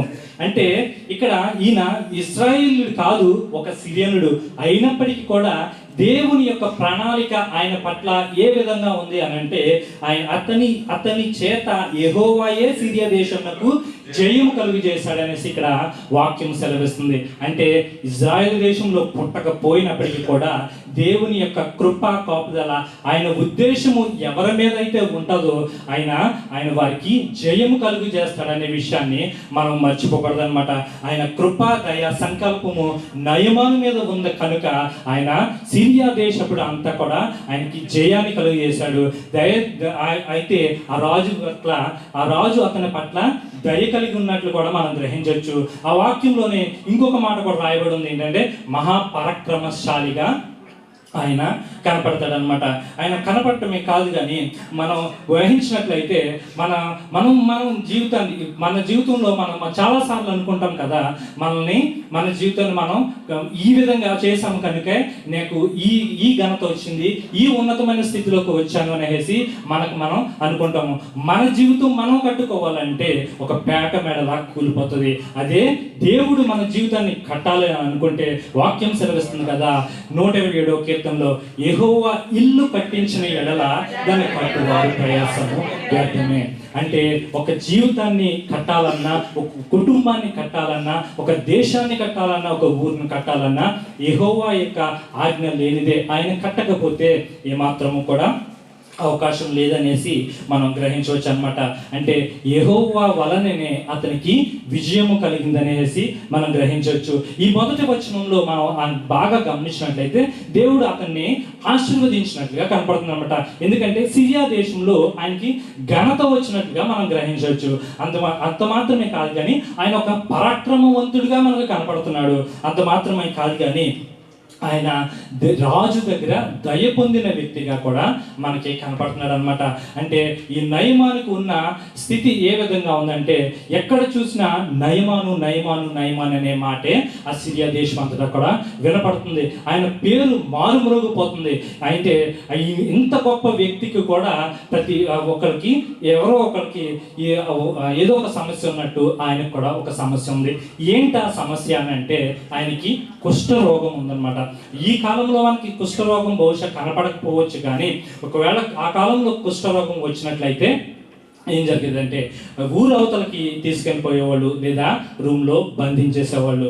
అటువంటి పరిస్థితుల్లో ఉన్న ఈ నయమానికి దేవుడు ఈ కుష్ఠ రోగాన్ని కలుగు చేసినట్లుగా మనం గ్రహించవచ్చు. ఎందుకనంటే ప్రతి ఒక్కరం కూడా మంచిగా ఉంటే దేవుని దగ్గరికి రాలేము. కనుక మనకి ఏదైనా సమస్య వచ్చినప్పుడే దేవా నీవే నాకు సహాయం చేయమనేసి మనం అడుగుతాము. అదేవిధంగా ఇక్కడ ఈ నయమానికి కూడా ఒక పరాక్రమవంతుడైన రాజు దగ్గర దయ పొందినప్పటికీ కూడా ఆశీర్వదింపబడిన వ్యక్తికి కూడా కుష్ఠి రోగం ఉంది. ఆయన మనసులో ఎక్కడో గిలి ఆయన గుచ్చివేస్తుంది, నాకు ఈ కుష్ఠ రోగం పోతే బాగుండు అనేసి ఒక ఆలోచనతోటి ఆయన ఉన్నట్టుగా కనబడుతుంది అనమాట. అయితే ఈ సిరియా దేశపు సైన్యాధిపతి అయిన ఈ నయమాను ఒకానొక దినాన్న ఇశ్రాయేల్ మీదకి యుద్ధానికి వెళ్ళాడు. యుద్ధానికి వెళ్ళి ఆయన వారిని జయించి కొంతమందిని చెరగా తీసుకురావడం జరిగింది. ఎప్పుడైతే ఈయన చెరగా తీసుకొచ్చాడో అక్కడ ఒక చిన్నది ఆమెని తీసుకొచ్చాడు. ఆయన నయమాను భార్యకు ఆయన ఎంతో సహాయంగా ఉంది. ఆమె చాలా నెమ్మదిగా ఉంది, దయనుందిన బిడ్డగా ఆమె కనబడుతుంది అనమాట. నయమాను భార్యకు ఎంతో సహకారిగా ఉంటుంది. ఆ చిన్నది అక్కడ వాతావరణాన్ని అంతటిని కూడా గమనించింది. ఏంటి ఇక్కడ అందరూ కూడా నయమానికి మంచి రెస్పెక్ట్ ఇస్తున్నారు. అయితే వారికి ఉన్న సమస్య ఏంటి అనేసి కొద్ది కాలం తర్వాత ఆమె చెప్పిందనమాట. అమ్మ, అయ్యా, నా ఏలినవాడా, నా యజమానుడా, నిన్ను బాగు చేసే దేవుడు నా దేశంలో ఇశ్రాయేలులో ఉన్నాడనేసి ఆ మాట చెప్పిందనమాట. అంటే ఇక్కడ సిరియా దేశపు సేనాధిపతి అయిన నయమాను ఒక బాధలో ఉన్నట్టుగా ఆ బిడ్డ గ్రహించింది. ఆమె పేరు ప్రస్తావించబడలేదు, కానీ అక్కడ రాసిన మాట ఏంటంటే ఒక చిన్నది. అంటే ఇక్కడ ఇతని వ్యక్తి చాలా సంతోషంగా లేడు, చాలా బాధలో ఉన్నాడని గ్రహించింది. ఒకవేళ ఈ బిడ్డ మాత్రం సంతోషంగా ఉందా అని మనం ఆలోచించినట్లయితే ఈ చిన్నది కూడా సంతోషంగా లేదు. ఎందుకు అని అంటే దేశం కాని దేశంలో యుద్ధం చేసి ఆమెను చెరగా ఒక బానిసగా ఆ బిడ్డని తీసుకొచ్చేసినట్లుగా మనకు కనపడుతుంది అనమాట. ఒక తల్లి ఒడిలో పడుకోవలసిన బిడ్డ ఒక తండ్రి చేయి పట్టుకుని నడవాల్సిన ఈ బిడ్డ ఒక ఇంట్లో బానిసగా ఉండి పనిచేసే స్థితిలో ఉంది అని అంటే ఆమె సంతోషంగా ఉన్నట్టుగా మనం గ్రహించలేమన్నమాట. ఎందుకు అనంటే ఆమె కూడా బాధలోనే ఉంది. అయినప్పటికీ కూడా ఆమె అక్కడ తన యజమానునికి మేలు చెయ్యాలనేసి ఆశపడినట్లుగా మనం గ్రహించవచ్చు అన్నమాట. క్రైస్తవుడు, నిజమైన క్రైస్తవుడు ఎప్పుడు కూడా తన శత్రువుని కూడా ప్రేమించే విధంగా ఉండాలి, ఆయనకి మేలు చేసే విధంగా ఉండాలనేసి మనం గ్రహించాలన్నమాట. ఎందుకనంటే దేవాతి దేవుడు మనకి చెప్తున్నాడు కదా. లోకాసు వార్త 6వ అధ్యాయము 35-36 వచనాలు మనం చూసినట్లయితే చదవండి.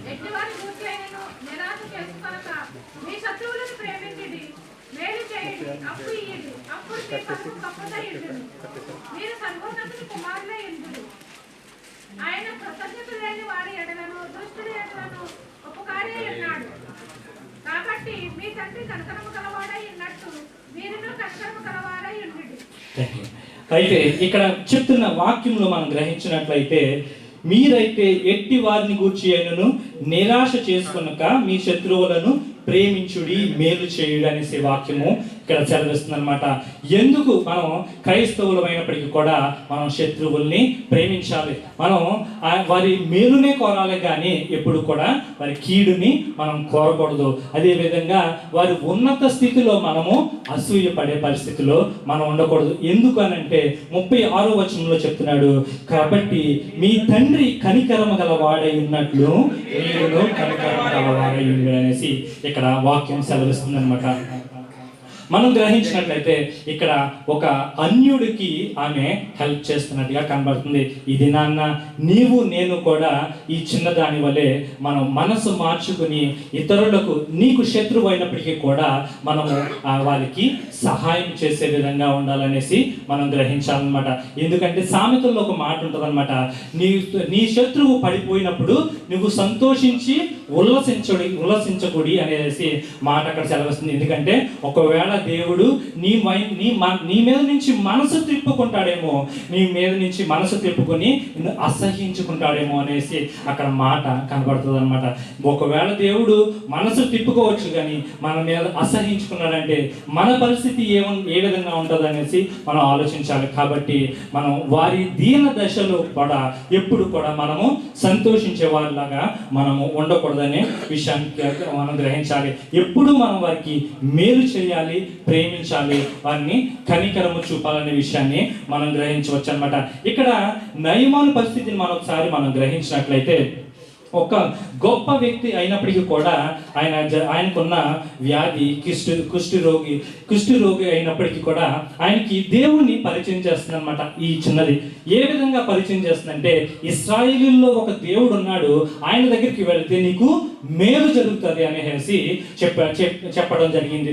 ఎప్పుడైతే ఈ మాట చెప్పిందో బహుశా ఆయన అనేక ప్రాంతాలకు తిరిగి ఉండొచ్చు, అనేక మంది దగ్గరికి వెళ్ళి వైద్యాన్ని కూడా తీసుకుని ఉండొచ్చు, కానీ ఎటువంటి ఆయనకి స్వస్థత రాలేదు, ఆయనకి విముక్తి రాలేదు. అయినప్పటికీ కూడా అక్కడ ఆ బిడ్డ ఆ విషయాన్ని తెలియజేస్తుంది అనమాట. నువ్వు ఒకవేళ అక్కడికి వెళ్ళినట్లయితే, ఇశ్రాయేల్లో ఉన్న దేవుడి దగ్గరికి నువ్వు వెళ్ళినట్లయితే నీకు మేలు జరుగుతుంది అనేసి ఇక్కడ మాట సెలవిచ్చినట్టుగా మనం గ్రహించవచ్చు అన్నమాట. అప్పుడు ఆయన అడిగాడు, ఎక్కడుంటాడు ఈ దేవుడు అనేసి అడిగినప్పుడు, నువ్వు ఇశ్రాయేలుకి వెళ్ళినప్పుడు అక్కడ ఎహెజ్కేలు అనే ప్రవక్త ఉంటాడు, ఆయన దగ్గరికి వెళితే ఆయనే నీకు దేవుణ్ణి చూపిస్తాడనేసి ఆ మాట సెలవిచ్చినారు అనమాట. ఎప్పుడైతే ఈయన ఈ మాట విన్నాడో వెంటనే ఆయన రాజుగారికి తెలియజేసి ఆయన బంగారము వజ్రాలు వైడూర్యాలతోటి ఆయన ఒక ఉత్తరం రాయించుకుని ఇశ్రాయేల్ రాజుకి పంపించేశాడంట. ఎప్పుడైతే ఈ రాజు దగ్గరికి ఈ ఉత్తరం వెళ్ళిపోయిందో రాజు వణికిపోతున్నాడు. ఎందుకంటే సిరియా దేశం మరొకసారి మా మీదకి ఒక పన్నాగము పన్ని మా మీద యుద్ధం చేయడానికి వస్తుందా అనేసి అన్నప్పుడు ఆ విషయము ఆ నోట ఈ నోట తెలుసుకుని ఎహెజ్కేలు దగ్గరికి వచ్చిందంట. ఎహెజ్కేలు దగ్గరికి వచ్చినప్పుడు ఆయన అన్న మాట ఏంటంటే, ఇశ్రాయేలులో దేవుడు ఉన్నాడన్న సంగతి వారు గ్రహించినట్టు వారిని రమ్మను, ఇక్కడ ప్రవక్త ఉన్నట్టు గ్రహించినట్లు వారిని రమ్మను. సిరియా సైన్యం వస్తుందో, సిరియా సేనాధిపతి వస్తాడో, సిరియా రాజు వస్తాడో, వారు వచ్చి ఇక్కడ దేవుడు ఉన్నాడనే విషయాన్ని తెలుసుకునేటట్టు రమ్మనేసి అక్కడ మాట సెలవిచ్చారనమాట. అంటే ఆయనకున్న ఉన్నతమైన కాన్ఫిడెన్స్, ఎంత కాన్ఫిడెంట్ గా ఉన్నాడంటే ఒకవేళ ఆయన ఇక్కడికి వస్తే ఆయనకి గొప్ప కార్యం జరుగుతుంది అనేసి ఆయన ఒక ఉద్దేశంతో ఆయన చెప్పడం జరిగింది. ఇక్కడికి వస్తే ఖచ్చితంగా స్వస్థత కలుగుతుంది అనేసి విషయాన్ని ఆయన గ్రహించి చెప్పడం జరిగింది. ఈ దినాన్న మనము కూడా అన్యులైన వారికి మనం ఒక విషయాన్ని మనం చెప్పాలి. ఎందుకంటే వారిని మన దగ్గరికి తీసుకురావాలి. నా దేవుడు గొప్పవాడు, నా దగ్గరికి వస్తే నీకున్న సమస్యలు తీర్చగలిగే ఒకే ఒక్క దేవుడు అనే విషయాన్ని మనం చెప్పగలిగే స్థితిలో మనం ఉండాలి. ఇక్కడ ఉన్న నయమానికి స్వస్థత కలుగుతుంది అనేసి ఎలీషా చెప్పడం జరిగింది. వెంటనే ఆయన యుద్ధ రథాలతోటి ఆయన బయలుదేరి వచ్చేసాడంట. బంగారము, వెండి ఇంకా అనేక పట్టుకుని ఆయన ఎలీషా ఇంటి వద్దకు వచ్చి నిలబడిపోయాడు అనమాట. నిలబడిపోయినప్పుడు ఎలీషా ఏమైనా మామూలు వ్యక్తి కాదు కాబట్టి ఆయన ప్రార్థన చేసుకుంటూ ఉండవచ్చు బహుశా. అయితే ఆయన ఒక దూత ద్వారా పంపించాడంట. ఏంటి ఆ విషయం అని అంటే, నువ్వు వెళ్ళి యోర్దాను నదిలో 7 మార్లు మునగమనేసి చెప్పాడంట. 7 మార్లు మునగమని చెప్పినప్పుడు ఆయన చాలా చాలా కలత చెందాడు. ఇక్కడ నయమాన్ ఎందుకు కలత చెందాడు అనేసి ఆలోచించినట్లయితే, ఒక ఉన్నతమైన వ్యక్తి, ఒక సేనాధిపతి వస్తే కనీసం అతను బయటికి రాలేదని ఆయనకి ఈగో సాటిస్ఫై అవ్వలేదు. అంత మాత్రమే కాదు, అక్కడ వాక్యంలో రాయబడిన మాట ఏంటంటే, అక్కడ ఎలీషా వచ్చి ఒకవేళ యెహోవా నామం మీద నామంతోటి చెయ్యి వేస్తే నాకు స్వస్థత కలుగుతుందేమో అనేసి అక్కడ ఆయన గ్రహించినట్టుగా మనం అర్థం చేసుకోవచ్చు అనమాట. అయితే ఆయన వచ్చి చెయ్యి వెయ్యాలనేసి, ఎలీషా వచ్చి చెయ్యి వెయ్యాలనేసి ఆయన ఆశపడ్డాడు. కానీ ఆయన వెళ్ళి యోర్దాను నదిలో 7 మార్లు మునగమని చెప్పాడు అనమాట. ఎలీషా రాలేదనేసి ఆయనకి చాలా కోపం వచ్చేసింది. చాలా కోపం వచ్చేసి ఆయన వెనుదిరిగి వెళ్ళిపోయాడు అనమాట. అయితే మనం ఇక్కడ గ్రహించాల్సిన విషయం ఏంటంటే, ఎలీషా అనే వ్యక్తి కేవలం ఒక ప్రవక్త మాత్రమే. యోర్దాను నది అనేది ఒక యేసుక్రీస్తు అనే విషయాన్ని ఆయన మర్చిపోయాడు అనమాట. యేసుక్రీస్తులో నీవు నేను ఒకవేళ మునిగినట్లయితే నీకు నాకు కూడా స్వస్థత కలుగుతుంది అనే విషయాన్ని మనం మర్చిపోకూడదు అనమాట. ఇక్కడ యోర్దాను నది యేసుక్రీస్తు వారికి ఒక సాదృశ్యంగా కనపడుతుంది అనమాట. 7 సార్లు మునగమన్నప్పుడు ఆయన కోపగించుకుని వెళ్ళిపోయినట్టుగా కనపడుతుంది అనమాట. ఎందుకైతే ఈయన కోపగించుకుని వెళ్ళిపోతున్నప్పుడు ఒక మంచి దాసుడు అతనికి చెప్పిన మాట ఏంటంటే, అయ్యా నిన్ను బంగారం అడిగాడా, వెండి అడిగాడా, నేను ఇంకేమన్నా నీ ఆస్తి అడిగాడా, నీ రాజ్యంలో సగ భాగం అడిగాడా? ఒకవేళ ఇవన్నీ కూడా అడిగినా నువ్వు ఆయనకి ఇచ్చేవాడు కదా. ఆయన కేవలం అడిగింది నిన్ను కేవలము యోర్దాను నదిలో 7 మార్లు మునగమనే కదా అని అన్నప్పుడు, ఆయన ఇంతకు ముందు చెప్పిన మాట ఏంటంటే, ఏ నా దేశంలో నదులు లేవా, శ్రేష్టమైన నదులు లేవా, ఇంతకంటే పెద్ద నదులు లేవా అని ఒక లిస్ట్ అయితే చెప్పుకొచ్చాడు. అయితే ఈయన చెప్పిన మాట అంటే, ఈ లోకంలో అనేక మంది దేవతలు ఉండొచ్చు, కానీ యేసుక్రీస్తు వారు మాత్రం వాళ్ళనే మనకి స్వస్థత, మనకి రక్షణ దొరుకుతుంది అనే విషయాన్ని అతను గ్రహించలేకపోయాడు. ఎప్పుడైతే ఈ దాసుడు నిన్ను ఏమీ అడగలేదు కదా అన్నప్పుడు అతను తిరిగి వచ్చినట్లుగా మనం గ్రహించవచ్చు అనమాట. ఎప్పుడైతే ఆయన తిరిగి వచ్చాడో యోర్దాను నదిలో ఆయన ఒకసారి మునిగి బహుశా ఆయన చేతిలో కాళ్ళు చూసుకున్నాడేమో, ఏమైనా తేడా వచ్చిందని చూసుకున్నాడేమో. 2 సార్లు మునిగాడు, 3 సార్లు మునిగాడు, 4 సార్లు మునిగాడు.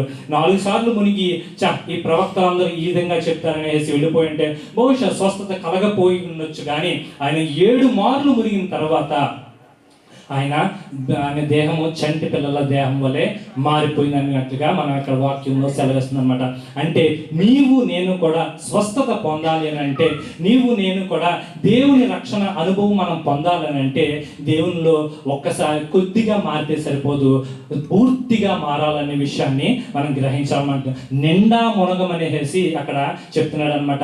7 మార్లు నిండా మునిగినప్పుడు, నీవు యేసుక్రీస్తులో నిండా మునిగినప్పుడు, యేసుక్రీస్తులో నువ్వు రూపాంతరం చెందినప్పుడు, యేసుక్రీస్తు స్వారూప్యం నీకు వచ్చినప్పుడు మాత్రమే నీకు స్వస్థత కలుగుతుంది. యేసుక్రీస్తులోనికి నువ్వు మారినప్పుడే మాత్రమే నీకు రక్షణ కలుగుతుంది అనే విషయాన్ని ఈ దినాన్న మనకి దేవాది దేవుడు తెలియజేస్తున్నాడు. ఎప్పుడైతే ఈయన 7 మార్లు అక్కడ మునిగాడు, ఆయన దేహము పసిపిల్లల చర్మం వల్లే మారిపోయినట్టుగా కూడా మనం గ్రహించవచ్చు అనమాట. అయితే ఈ 7 సార్లే ఎందుకు మునగాలి అని మనం ఒకసారి గ్రహించినట్లయితే, 7 అనే సంఖ్య బైబిల్ గ్రంథంలో చాలా ప్రాముఖ్యమైనది. ఆయన ఈ విశ్వాన్నంతటినీ కూడా 7 దినాల్లో ఆయన పూర్తి చేశాడు. సిలువలో ఆయన పలికిన మాటల్లో కూడా 7 అనే పదానికి అర్థము సంపూర్ణముగా నువ్వు మారినట్లయితే, సంపూర్ణముగా నువ్వు దేవుని అంగీకరించినట్లయితే నువ్వు రక్షణ పొందుతావు అనే విషయాన్ని మనం గ్రహించవచ్చు అనమాట. అయితే అక్కడ జరిగిన విషయం ఏమిటి అని అంటే, ఆయన దేహానికి మాత్రమే కాదు కానీ ఆయన మనసుకు కూడా, ఆయన హృదయాన్ని కూడా శుద్ధి చేసినట్టుగా మనకి కనపడుతుంది అనమాట. ఎందుకంటే ఈ 5వ అధ్యాయము 15వ వచనంలో ఆయన పలుకుతున్న మాట ఏంటంటే, ఇశ్రాయేలులో ఉన్న దేవుడు తప్ప లోకమంతటి యందును మరి యొక్క దేవుడు లేడని నేను ఎరుగుదని చెప్తున్నాడు అనమాట. అంటే ఒక అన్యుడు పలుకుతున్న సాక్ష్యం ఏంటంటే, ఇశ్రాయేల్లో ఉన్న దేవుడే నిజమైన దేవుడు అనేసి ఆయన చెప్తున్నాడు అనమాట. ఆయనకి స్వస్థత కలిగింది, ఆయన హృదయానికి శుద్ధి కలిగింది. ఈ ఎలీషా ఇక్కడ ఒక చిన్న బిడ్డ కూడా ఆయన స్వస్థత పొందటానికి, హృదయ శుద్ధి కలగటానికి ఆయనకి తోడ్పడినట్టుగా మనకు కనబడుతుంది అనమాట. మత్తయి సువార్త 5వ అధ్యాయంలో ఒక మాట ఉంటుంది కదా, హృదయ శుద్ధి గల వారు ధన్యులు, వారు దేవుని చూచారు అనే మాట ఇక్కడ మనం గ్రహించినట్లయితే ఎలీషా అతనికి దేవుని చూపించాడు, హృదయ శుద్ధిని కలిగి చేశాడు, దేవుని చూపించాడు. ఈ దినాన్న నీవు నేను కూడా ఒకవేళ మనం హృదయాన్ని శుద్ధిని చేసుకున్నట్లయితే మనల్ని దేవుని చూసే అవకాశాన్ని మనం పొందుకుంటాము. ఎందుకంటే మనం సంపూర్ణంగా దేవునిలోనికి మునిగినప్పుడు, సంపూర్ణంగా దేవుని మనం గ్రహించినప్పుడు, మనం ఆయన అనుభవించినప్పుడు మాత్రమే మనకి స్వస్థత కలుగుతుంది అనే విషయాన్ని మనం మర్చిపోకూడదు అనమాట. మనం మొదటి నుండి కూడా మనం ఈ విషయాన్ని గ్రహించినట్లయితే యెహోవా చేతనే అతనికి ఘనత కలిగినట్లుగా ముందు మనం గ్రహించము. ఆ తర్వాత ఒక చిన్న దాని ద్వారా ఆయనకి సువార్త వెళ్ళటానికి, దేవుణ్ణి పరిచయం చేయడానికి అవకాశం దొరికింది. ఆ చిన్నది ఒక క్రైస్తవుడు ఏ విధంగా ఉండాలో మనకు ఒక రూపాన్ని మనకి చూపించింది. అంత మాత్రమే కాదు, దేవుని గురించి గొప్పగా చెప్పుకునే కాన్ఫిడెన్స్ ఏ విధంగా ఉండాలో ఎలీషా చెప్పాడనమాట. సిరియా దేశపు సేనాధిపతి అయినప్పుడు రానివి ఆ దేవుణ్ణి చూస్తాడని సెలవిచ్చాడు. 7 మార్లు మునిగి దేవుని పరిచయం చేశాడు ఎలీషా. ఈ దినాన్న నీవు నేను కూడా సంపూర్ణంగా మారినట్లయితే మనకి స్వస్థత కాకుండా, మన కుటుంబానికి స్వస్థత కాకుండా, మన హృదయాన్ని కూడా శుద్ధి చేసే దేవుడు మనకున్నాడనే విషయాన్ని మనం మర్చిపోకూడదు. రెండవ విషయంగా మనం గ్రహించినట్లయితే సంతాపంలో సమృద్ధిని కలిగి చేసే దేవుడు. మన దేవాతి దేవుడు ఏ విధంగా ఉన్నాడంటే సంతాపంలో సమృద్ధిని కలిగజేస్తాడంట. ఇరుకులో ఉన్నప్పుడు ఆయన మనకు విశాలతను కలిగజేసే దేవుడు. 2వ రాజుల గ్రంథము 4వ అధ్యాయము 1వ వచనం. అంతట ప్రవక్తల శిష్యులలో ఒకని భార్య, నీ దాసుడైన నా పెనిమిటి చనిపోయేను, అతడు యెహోవా యందు భక్తి గలవాడై ఉండెనని నీకు తెలిసే ఉన్నదా? ఇప్పుడు అప్పులవాడు నా 2 కుమారులు తనకు దాసులుగా ఉండుటకై వారిని పట్టుకొని పోవుటకు వచ్చి ఉన్నాడని ఎలీషాకు మొర్రపెట్టగా. అదేవిధంగా 7వ వచనం కూడా ఒకసారి చూద్దాం. ఆమె దైవజనుడైన అతని యొద్దకు వచ్చి సంగతి తెలియజెప్పగా, అతడు నీవు పోయి ఆ నూనెను అమ్మి నీ అప్పు తీర్చి మిగిలిన దానితో నీవును నీ పిల్లలను బ్రతుకుడని ఆమెతో చెప్పాను. ఇక్కడ మనం గ్రహించినట్లయితే ఇక్కడ ఒక స్త్రీ ఉంది. ఆ స్త్రీ ఒక దయనీయమైన పరిస్థితిలో ఉన్నట్టుగా మనం గ్రహించవచ్చు అనమాట. ఏంటి ఆ పరిస్థితి అని అంటే, తన పెనిమిటిని కోల్పోయింది. అంత మాత్రమే కాకుండా తనకి ఒక ఆర్థిక సమస్యలు కూడా ఉన్నాయి. ఎంత ఆర్థిక సమస్యలు ఏ విధంగా ఉన్నాయంటే, ఆమె బిడ్డల్ని స్లేవ్స్ కింద బానిసలుగా తీసుకెళ్ళిపోవటానికి ఎవరైతే అప్పిచ్చారో వాళ్ళు తీసుకెళ్ళిపోవటానికి వాళ్ళు సిద్ధంగా ఉన్నారు. తన పెనిమిటి ఏ విధంగా చనిపోయాడు దానికి కారణం ఇక్కడ రాయబడలేదు, కానీ వారి అప్పుకి కారణము కూడా ఇక్కడ రాయబడి ఉండలేదు. కానీ ఆమె ఒక దయనీయమైన పరిస్థితిలో ఉంది. దిక్కు తోచని స్థితిలో ఆమె అక్కడ నిలబడిపోయింది. ఏంటి ఆ పరిస్థితి అని అంటే, ఆమె అప్పు తీర్చలేని పరిస్థితిలో ఆమె ఉంది. భర్తను కోల్పోయిన స్థితిలో ఆ బిడ్డ ఉన్నట్టుగా మనం కూడా ఇక్కడ గ్రహించవచ్చు అనమాట.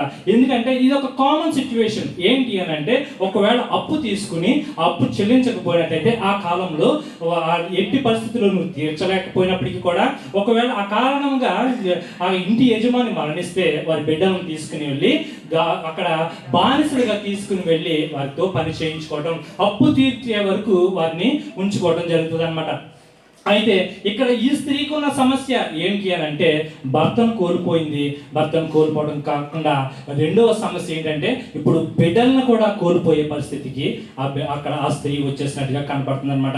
ఎప్పుడైతే ఈ స్త్రీ ఇక్కడ కనపడుతుందో మనకి ఒక 2 సిమిలర్ సిచ్యువేషన్స్ ఆమె మొత్తం కూడా కోల్పోయినట్టుగా మనకి కనపడుతుంది. అక్కడ ఆ కుటుంబంలో ఒక మరణం, ఒక మనిషి యొక్క మరణము ఒక కుటుంబాన్ని అతలాకుతలం చేసింది, తల క్రిందులుగా చేసేసింది.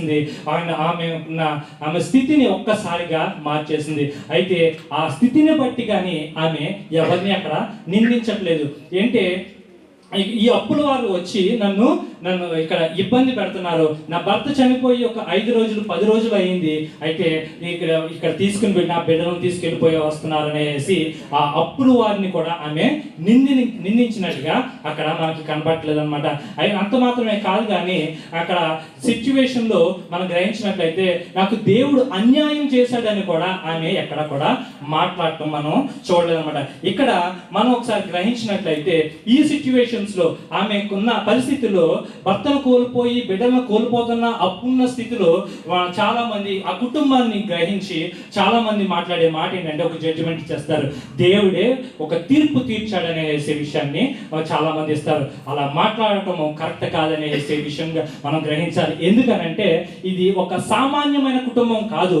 అక్కడ మొదటి వచనంలో చెప్తున్న మాట ఏంటంటే ఎలీషా దగ్గర ఒక శిష్యరికం చేస్తున్న, ఒక ప్రవక్త దగ్గర శిష్యరికం చేస్తున్న ఒక దాసుడిగా మనకు అక్కడ కనపడుతుంది. అంత మాత్రమే కాదు, కానీ ఆ కుటుంబము ఏ విధమైన కుటుంబం అని అంటే దైవికమైన కుటుంబంగా అక్కడ కనపడుతుంది అనమాట.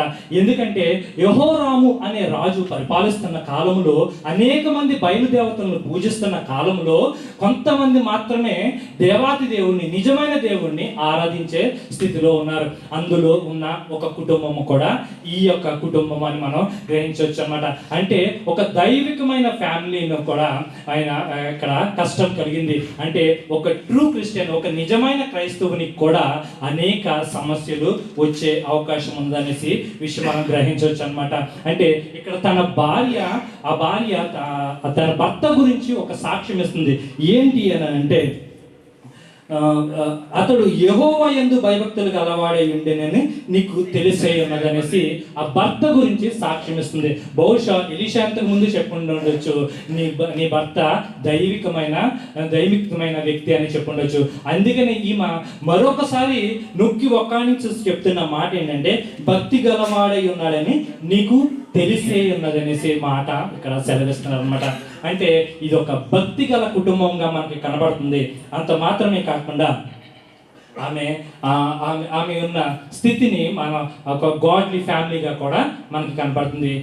అయితే మనం ఒకసారి గ్రహించినట్లయితే మనం ప్రతి క్రిస్టియన్ ఫ్యామిలీలో కూడా ప్రతి క్రైస్తవుడికి కూడా అనేకమైన శోధనలు మనకి రావచ్చు, అనేకమైన కష్టాలు నష్టాల్లోనికి మనం వెళ్ళవచ్చు. అయితే ఒకవేళ మనకున్న ఆర్థిక సమస్యలు మనల్ని బాధిస్తున్నప్పటికీ కూడా నేను కూడా ఎప్పుడు కూడా నిందించే పరిస్థితిలో మనం ఉండకూడదనే విషయాన్ని మనం గ్రహించాలన్నమాట. ఎందుకంటే అపోస్తుడైన పౌలు కూడా ఈ స్థితిని ఈ ఉద్దేశం ద్వారానే అతను వెళ్ళాడు. ఎందుకంటే ఫిలిప్పీలకు రాసిన పత్రిక 4వ అధ్యాయము 10-13 వచనాల్లో ఆయన చెప్తున్న మాట ఏంటంటే దీన దశను నేను చూశాను, సంపన్న స్థితిని కూడా నేను చూశాను అనేసే మాటని అక్కడ సెలవిస్తున్నాడు అనమాట. ఎలీషా కూడా మనం గ్రహించినట్లయితే ఒక మరణకరమైన రోగంతో ఆయన మరణించినట్టుగా కనిపిస్తుంది అనమాట. అంటే మనం అర్థం చేసుకోవచ్చు, ఒక క్రిస్టియన్ లైఫ్ లో, ఒక క్రైస్తవుని జీవితంలో శోధనలు గుండా వెళ్ళవలసిన అవసరము ఖచ్చితంగా ఉందనేసి మనం అర్థం చేసుకోవచ్చు అనమాట. దేవుడు కొన్నిసార్లు మనం బ్లెస్ చేయొచ్చు, మనం ఆశీర్వదించవచ్చు, మన అవసరతలను వెనువెంటనే తీర్చొచ్చు. ఒక డిఫికల్ట్ టైమ్స్ లో మనల్ని వెంటనే జవాబు దయచేయచ్చు, కొన్నిసార్లు జవాబు కూడా ఇవ్వకపోవచ్చు. అన్నంత మాత్రాన దేవుడు నాకు శోధన కలుగు చేశాడనేసి దేవుని నాకు మాత్రమే ఎందుకు ఈ రోగాలు వచ్చినాయి, నాకు మాత్రమే ఈ స్థితిని ఎందుకు తీసుకొచ్చాడు అనేసి మనము ఎందుకు ఈ స్థితిలో పెట్టాడనేసి దేవుణ్ణి మనం ప్రశ్నించే ఉద్దేశంలో మనం ఉండకూడదు. ఎందుకనంటే ఆయన వై అనేసి దేవుణ్ణి మనం ప్రశ్నించే పరిస్థితి మనది కాదు. మనం ఎప్పుడు కూడా మనకి శ్రమ వచ్చినప్పుడు దేవా నాకు సహాయం చేయమని మాత్రమే మనం అడగాలి. కొద్ది కాలంలో ఆయన ఖచ్చితంగా నీకు నాకు కూడా మనకి కొన్ని ఎక్స్పీరియన్స్ ద్వారా ఈ సంఘటన ఎందుకు జరిగిందనేది మనకు బయలుపరిచే పరిస్థితి దేవాతి దేవుడు మనకు దయచేస్తాడు. దేవుణ్ణి ప్రశ్నించే స్థాయి మనది కాదు అనేసి మనం గ్రహించాలన్నమాట. అంత మాత్రమే కాదు, కానీ ఇక్కడ ఈ స్త్రీ తనకున్న ఆర్థిక స్థితిని బట్టి, తన భర్తను కోల్పోయిన స్థితిని బట్టి, తన బిడ్డను కోల్పోతున్న స్థితిని బట్టి ఆమె ఎవరిని కూడా నిందించలేదు, అక్కడ అప్పుల వారిని నిందించలేదు, దేవాది దేవుడిని నిందించలేదు. కానీ ఆమె మొదటి వచనంలో చివరి మాట మనకు కనపడుతుంది కదా, ఆమె మొర్ర పెట్టినట్టుగా కనపడుతుంది అనమాట. అంటే మొట్టమొదటిగా మనం చేయాల్సింది ఏంటంటే మనం దేవునికి మొర్ర పెట్టేవారిగా ఉండాలనే విషయాన్ని మనం మర్చిపోకూడదు. నీకు సమస్య వచ్చినప్పుడు ఎవరినో నిందించడం వల్ల ఎవరినో ఆ కారణాన్ని మనం చూపించినట్లయితే ఆ యొక్క పరిస్థితులను మనం పైకి చూపించి మనం నిందించడం కంటే దేవుని దగ్గరికి వచ్చి మనం మొర్ర పెట్టినట్టయితే దేవుడు మనకి సహాయకుడైన విషయం మనం గ్రహించాలన్నమాట. తన దేవుని దగ్గరికి ఏ విధమైన చేదు అనుభవంతో రాలేదు. నాకు ఈ కారణం ద్వారా ఇలా జరిగిందని ఎలీషాని హెల్ప్ పడలేదు. 2వ వచనంలో వెళ్ళినట్లయితే అక్కడ ఆయన అడుగుతాడనమాట, నీకు ఏం కావాలని అడుగుతున్నాడు, నీ దగ్గర ఏముందని అడుగుతున్నాడు. ఇది నాన్న దేవాది దేవుడు నన్ను కూడా నీకు ఏం కావాలని అడుగుతున్నాడు. అదేవిధంగా దేవునికి నువ్వు ఏమి ఇవ్వగలవు అనేసి అడుగుతున్నాడు అనమాట. ఎందుకంటే ఇక్కడ ఎలీషా వెంటనే ఆమె దగ్గర ఏమున్నాయని అడిగినప్పుడు ఒక నూనె పాత్ర మాత్రమే ఉందనేసి ఆమె సెలవు ఇచ్చినట్టుగా కనపడుతుంది అనమాట. నూనె ఉన్నదని మాత్రమే చెప్పిందనమాట. అయితే మనం గ్రహించినట్లయితే తనని ఆయన ఏ విధంగా చూశాడంటే ఆయన మనోనేత్రాలతో ఆమె యొక్క విశ్వాసాన్ని గ్రహించినట్టుగా మనం గ్రహించవచ్చు. ఎందుకు ఈ మాట చెప్తున్నానంటే ఆమె ఇతరులను నిందించకుండా దేవాది దేవుని వైపు మాత్రమే చూస్తూ ఆయనకు మొర పెట్టుకునే విధంగా ఆమె వచ్చినట్టుగా అక్కడ కనపడుతుంది అనమాట. ఎప్పుడైతే ఆమె ఈ విధంగా వచ్చిందో ఆయన వెంటనే గ్రహించి ఆయన చెప్పిన మాట ఏంటంటే, నీ దగ్గర నూనె మాత్రమే ఉందన్నప్పుడు నీ విరుగు పొరుగు వారి దగ్గరికి అందరి దగ్గరికి వెళ్ళి ఆ కుండలను పోగేసుకుని రమ్మనేసి చెప్పారనమాట. అయితే ఒక 2 నిమిషాలు నేను ముగించేస్తానండి. అయితే ఇక్కడ ఏం జరిగిందని అంటే పోగేసుకు వచ్చిన తర్వాత ఆమె ఆశ్చర్యమైన రీతిలో ఆయన చెప్పిన విధంగా లోనకి వెళ్ళి ఆమె దగ్గర బహుశా 1 లీటర్ మాత్రమే ఉండొచ్చు, 2 లీటర్లు మాత్రమే ఉండొచ్చు. కానీ ఊరిలో ఉన్న పాత్రలన్నింటినీ కూడా పోగేసి వాటిని పోస్తున్నప్పుడు ఆ నూనె కుండలన్నీ కూడా నిండిపోతున్నాయి అనమాట. ఒక ఆశ్చర్యమైన కార్యం జరిగిపోతుంది. అంటే అక్కడ చెప్పబడిన మాట ఏంటి అంటే 3, 4, 5వ వచనంలో మనకి అక్కడ లాజిక్ లేదు. ఎందుకనంటే నూనె పోస్తే ఆ కుండలు నిండుతాయి పక్కన పెట్టమనేసి అన్నప్పుడు 1 లీటర్తో నూనెతోటి అన్ని పాత్రలు ఎలాగా నింపగలం అనేసి తను ప్రశ్నించలేదు. ఎందుకంటే ఒక దైవికమైన వ్యక్తి, ఒక ప్రవక్త దేవాది దేవుని యొక్క మాటగా తీసుకుని ఆమె చేసింది కనుక ఆమె ఆ పాత్రలన్నీ కూడా నిండిపోయినాయి. తర్వాత తన కుమారుడిని పంపించి ఇంకేమన్నా తీసుకురామన్నప్పుడు ఇంకా పాత్ర లేనప్పుడు నూనె ఆగిపోయింది అనమాట. అంటే ఇక్కడ విశ్వాసము ఏ విధంగా చూపించింది అనేసి మనం గ్రహించినట్లయితే హెబ్రీయులకు రాసిన పత్రిక 11వ అధ్యాయం 1వ వచనంలో విశ్వాసాన్ని గురించిన మాట మనం చూసినట్లయితే, విశ్వాసమనేది నిరీక్షింపబడిన యొక్క నిజ స్వరూపము, అదృశ్యమైనవి ఉన్నదనుటకు రుజువై ఉండదని సెలవిస్తున్నారు అనమాట. అదృశ్యం అక్కడ నూనె ఏమీ కనపడలేదు, వేరే పాత్రలో ఏమి కనపడదు. ఒక ట్యాంక్ లోంచి తీసుకొచ్చి అక్కడ పోయమని చెప్పలేదు. కానీ ఒక చిన్న నూనె, కొద్దిగా ఉన్న నూనెను మాత్రం ఆ పాత్రలో పోయమన్నప్పుడు అది మల్టిప్లై అయ్యి అనేక పాత్రలు నిండిపోయి కూడా మిగతా పాత్రలన్నీ కూడా నిండిపోయినట్టుగా కనపడుతుంది. అప్పుడు ఎలీషా దగ్గరికి ఆమె కృతజ్ఞతతో వెళ్ళి ఆమెకి ఎలీషాకి తెలియజేసినప్పుడు ఆ నూనె అమ్మి అపూర్వానికి ఇచ్చేసి మిగతా వాటితో మీరు బ్రతకమనేసి చెప్పినట్టుగా ఇక్కడ వాక్యం సెలవిస్తుంది అనమాట. నీ దగ్గర ఉన్నది కొంచెం మాత్రమే ఉన్నప్పటికీ కూడా దేవాది దేవుని దగ్గరికి నువ్వు తెలియజేసినట్లయితే, నీ దగ్గర ఏమున్నది అని అడిగినప్పుడు నువ్వు తెలియజేసి ఆయనకి ఇచ్చినట్లయితే నిన్ను మల్టిప్లై చేసి నిన్ను మహాభివృద్ధిలోనికి తీసుకొచ్చే గొప్ప దేవాది దేవుడు మనకు ఉన్నాడనే విషయాన్ని మనం మర్చిపోకూడదు అనమాట. ఎందుకంటే మనం ఊహించిన దానికంటే, మనం ఆశించిన దానికంటే అత్యధికంగా ఇచ్చే దేవుడు మనకు ఉన్నాడనే విషయాన్ని మనం గ్రహించాలి. మనం ఒక్క విషయాన్ని మనం గ్రహించుకొని ముగించుకుందాము. ఏంటి అని అంటే ఈ అధ్యాయము 4వ అధ్యాయము సంతాపంతో స్టార్ట్ అయింది. ఆమె సంతాపంతో స్టార్ట్ అయినప్పటికీ కూడా దేవుడు సమృద్ధిని కలిగజేశాడు. ఈ దినాన్న, ఈ సంవత్సరంలో మనం ఏ సంతాపంలో ఉన్నప్పటికీ కూడా దేవాది దేవుడు నీకు నాకు మనకి సమృద్ధిని దయచేయడానికి ఆయన సిద్ధంగా ఉన్నాడు. ఈ కొద్ది వాక్యం దేవుడు దీవించింది గాక. ఆమేన్. చెప్పలు కొడుతుంది. కరుణా సాగర యేసయ్యా, కను పాపగణను కాచితివి.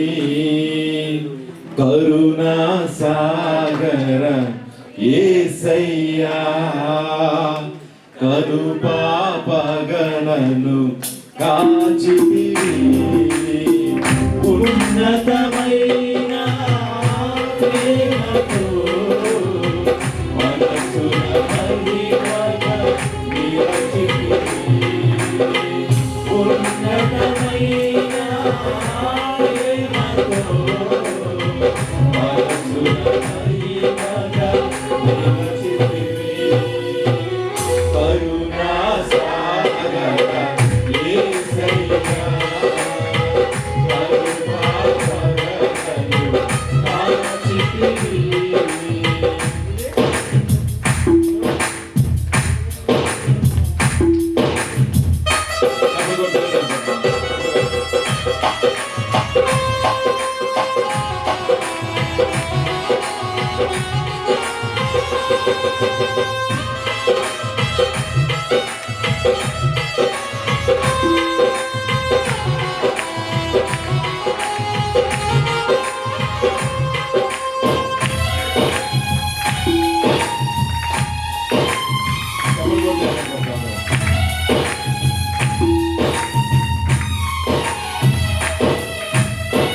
యోగ్యత లేని పాత్రను నేను శాశ్వత ప్రేమతో నింపితివి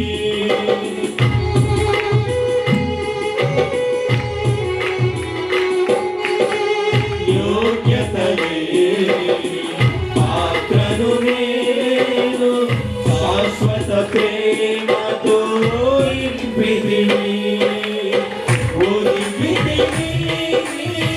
కౌగిలిలో ఓదాచితివి వాక్యముతో ఓదివితివి కౌగిలిలో ఓదాచితివి వాక్యముతో కరుణా సాగర యేసయ్యా కరుణాపరగను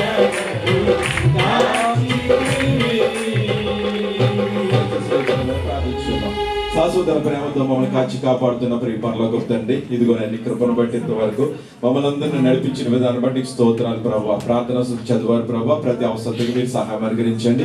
వాక్యం చెప్పిన నీ కుమారుని ఇంకను అభిషేకించి ప్రభావ అనేక మంది ఆత్మలు రక్షించే కృపను అనుగ్రహించండి. దేవ దినాన్ని దేవ నీ వాక్య పరిచర్య నిమిత్తం నేను నిలబడటానికి కృపణించడానికి స్తోత్రాలు ప్రభావ. అలాగే గుప్పులు విప్పి కానుకలు ఇచ్చారు ప్రభావ, బిడ్డలందరూ దీవించండి. నీ కృపా కౌగిట్లో మమ్మల్ని అందరిని ఆశీర్వదించమని సమస్త మహిమ ఘనత ప్రభావాలు చెల్లించుకుంటూ యేసుక్రీస్తు అతి పరిశుద్ధ నామములో ఈ ప్రార్థన సమర్పించుకుంటున్నాం తండ్రి. ఆమేన్. యేసు రక్తమే జయం, యేసు రక్తమే జయం. యేసు నామమున సంపూర్ణ విజయం కలుగును గాక. తలలో వచ్చిన మనకని మన కుటుంబాలకి ఎల్రోయి ప్రార్థన మందిరానికి సకల లోక పరిశుద్ధులకని ఈ దినాన్ని వాడబడిన ప్రతి బిడ్డకిని యేసుక్రీస్తు నామములో ప్రతి ఆశీర్వాదము యేసయ్య నామములో అనుగ్రహించును గాక. ఆమేన్. ఆశీర్వాదంబుల్ మా మీద వర్షింపచేయుమిసా, ఆశతో నమ్మి ఉన్నాము నీ సత్య వాగ్దానము, నీ వాహినిగా కుమ్మరించుము దేవా, కమ్మర ప్రేమ వర్షము కుమ్మరించుము దేవా. హల్లెలూయా. దేవుడు మిమ్మల్ని మీ కుటుంబాన్ని దీవించి ఆస్వాదించును గాక.